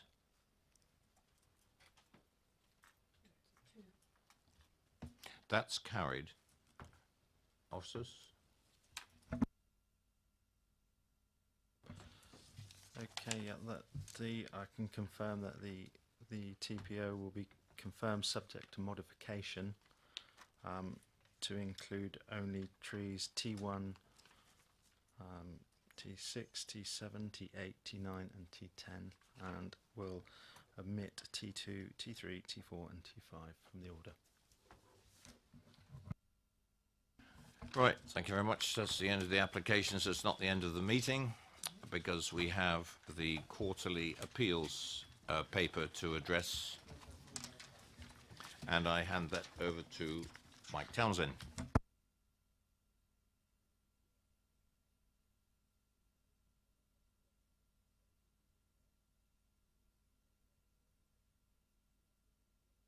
Thank you, Chair. I won't keep the committee too long, I can assure you. It was just 2 appeals really to pick out from the quarterly appeals report. The first at Appendix A on page 198. That is in relation to a... Sorry, Chair. If you'd like to take the debate out of the committee room, please. I don't mind you speaking outside, but not while we're still in session. Thank you. Thank you, Chair. It's just in regard to pick up on first on Appendix A, page 198. This was a planning application for 2 pitches for traveller development in land north of Pelican Road. It was an application that came in retrospectively. The application was refused and an enforcement notice was served to seek to remove the development, which included hard standing. The inspector concluded that the need for gypsy and traveller pitches was still here in the borough, in particular the need for gypsy and traveller pitches in the short term, because as you'll be aware, the strategic approach is to have gypsy and traveller pitches on some of the larger strategic sites. And in particular, the issue here was the Office of Nuclear Regulations position as to whether or not the development could be accommodated with an emergency off-site plan. Ultimately, at the hearing, they acknowledged the fact that if shelter was provided in terms of an amenity room, that would provide the ability for residents there to shelter rather than evacuate if that was a required response at that time. So the appeal was allowed on those grounds, and the enforcement notice was also overturned. I think it's just bring to members' attention, A, because obviously the subject matter, but B, also because the fact that when enforcement notice is served, there is a right to appeal that notice, and the expediency, if you like, of serving that is tested in exactly the same way as reasons for refusal on a planning appeal. Chair, the other was just an application or appeal, sorry, referenced at page 203, and it was just, I suppose, pertinent to the debate we've had tonight and at other committees regarding policy SS6E in particular, with regards to local need. And Chairman, if I may circulate the appeal decision afterwards, just because I think there's been commentary, I think, from officers and members of trying to find some consistent way to apply that policy. And appeal decisions are helpful in sort of formulating that as the local plan sort of moves into its first few years. The key issue here was that the evidence put forward at the appeal referenced some of the more, I suppose, generic need for housing, the fact that there's a requirement or provision for windfall sites within the local plan for up to 550 windfall sites. There was reference to, I believe a statement from the parish council at the time of the need for smaller dwellings, which the inspector discounted because this was an application for a 5-bedroom dwelling, so it didn't meet a local need for a particular size of property. And it also acknowledged the fact that there was a rural housing needs survey, which obviously demonstrates a need for housing generally, but there was nothing specific to bring it back to this particular location to demonstrate a need for a particular type of house type in that position. So it's the first appeal that I'm aware of which actually provided useful commentary on the inspectorate's interpretation of how SS6E would be applied. So as I say, be quite happy to circulate that to members if they'd find it useful. Yes, if you could circulate that to both members of the committee and the reserves, please. I'd be grateful. Yes, absolutely. Go ahead. Can I just reference to one in our ward, the land at Old Camps, where it's the inspectorate have reasonably pointed out that, our SS6 supports development on previously developed land or development on previously developed land. So, that I think that supports us when we come forward with brownfield sites and sites, I think it says that the countryside's still the countryside, and what's been previously developed, well then it at least has an opportunity to be weighed in our planning policy and applications. Just want to make that point. Absolutely, and funny enough, that was the other one I printed off because it was pertinent to SS6, and it supports the previously developed land point. As with some of the agenda items tonight, I think the reason that was ultimately dismissed was on the isolation part as opposed to the principle, so absolutely supports that approach. Anything else? Right, that's it. Thank you very much. Meeting closed at 9:48.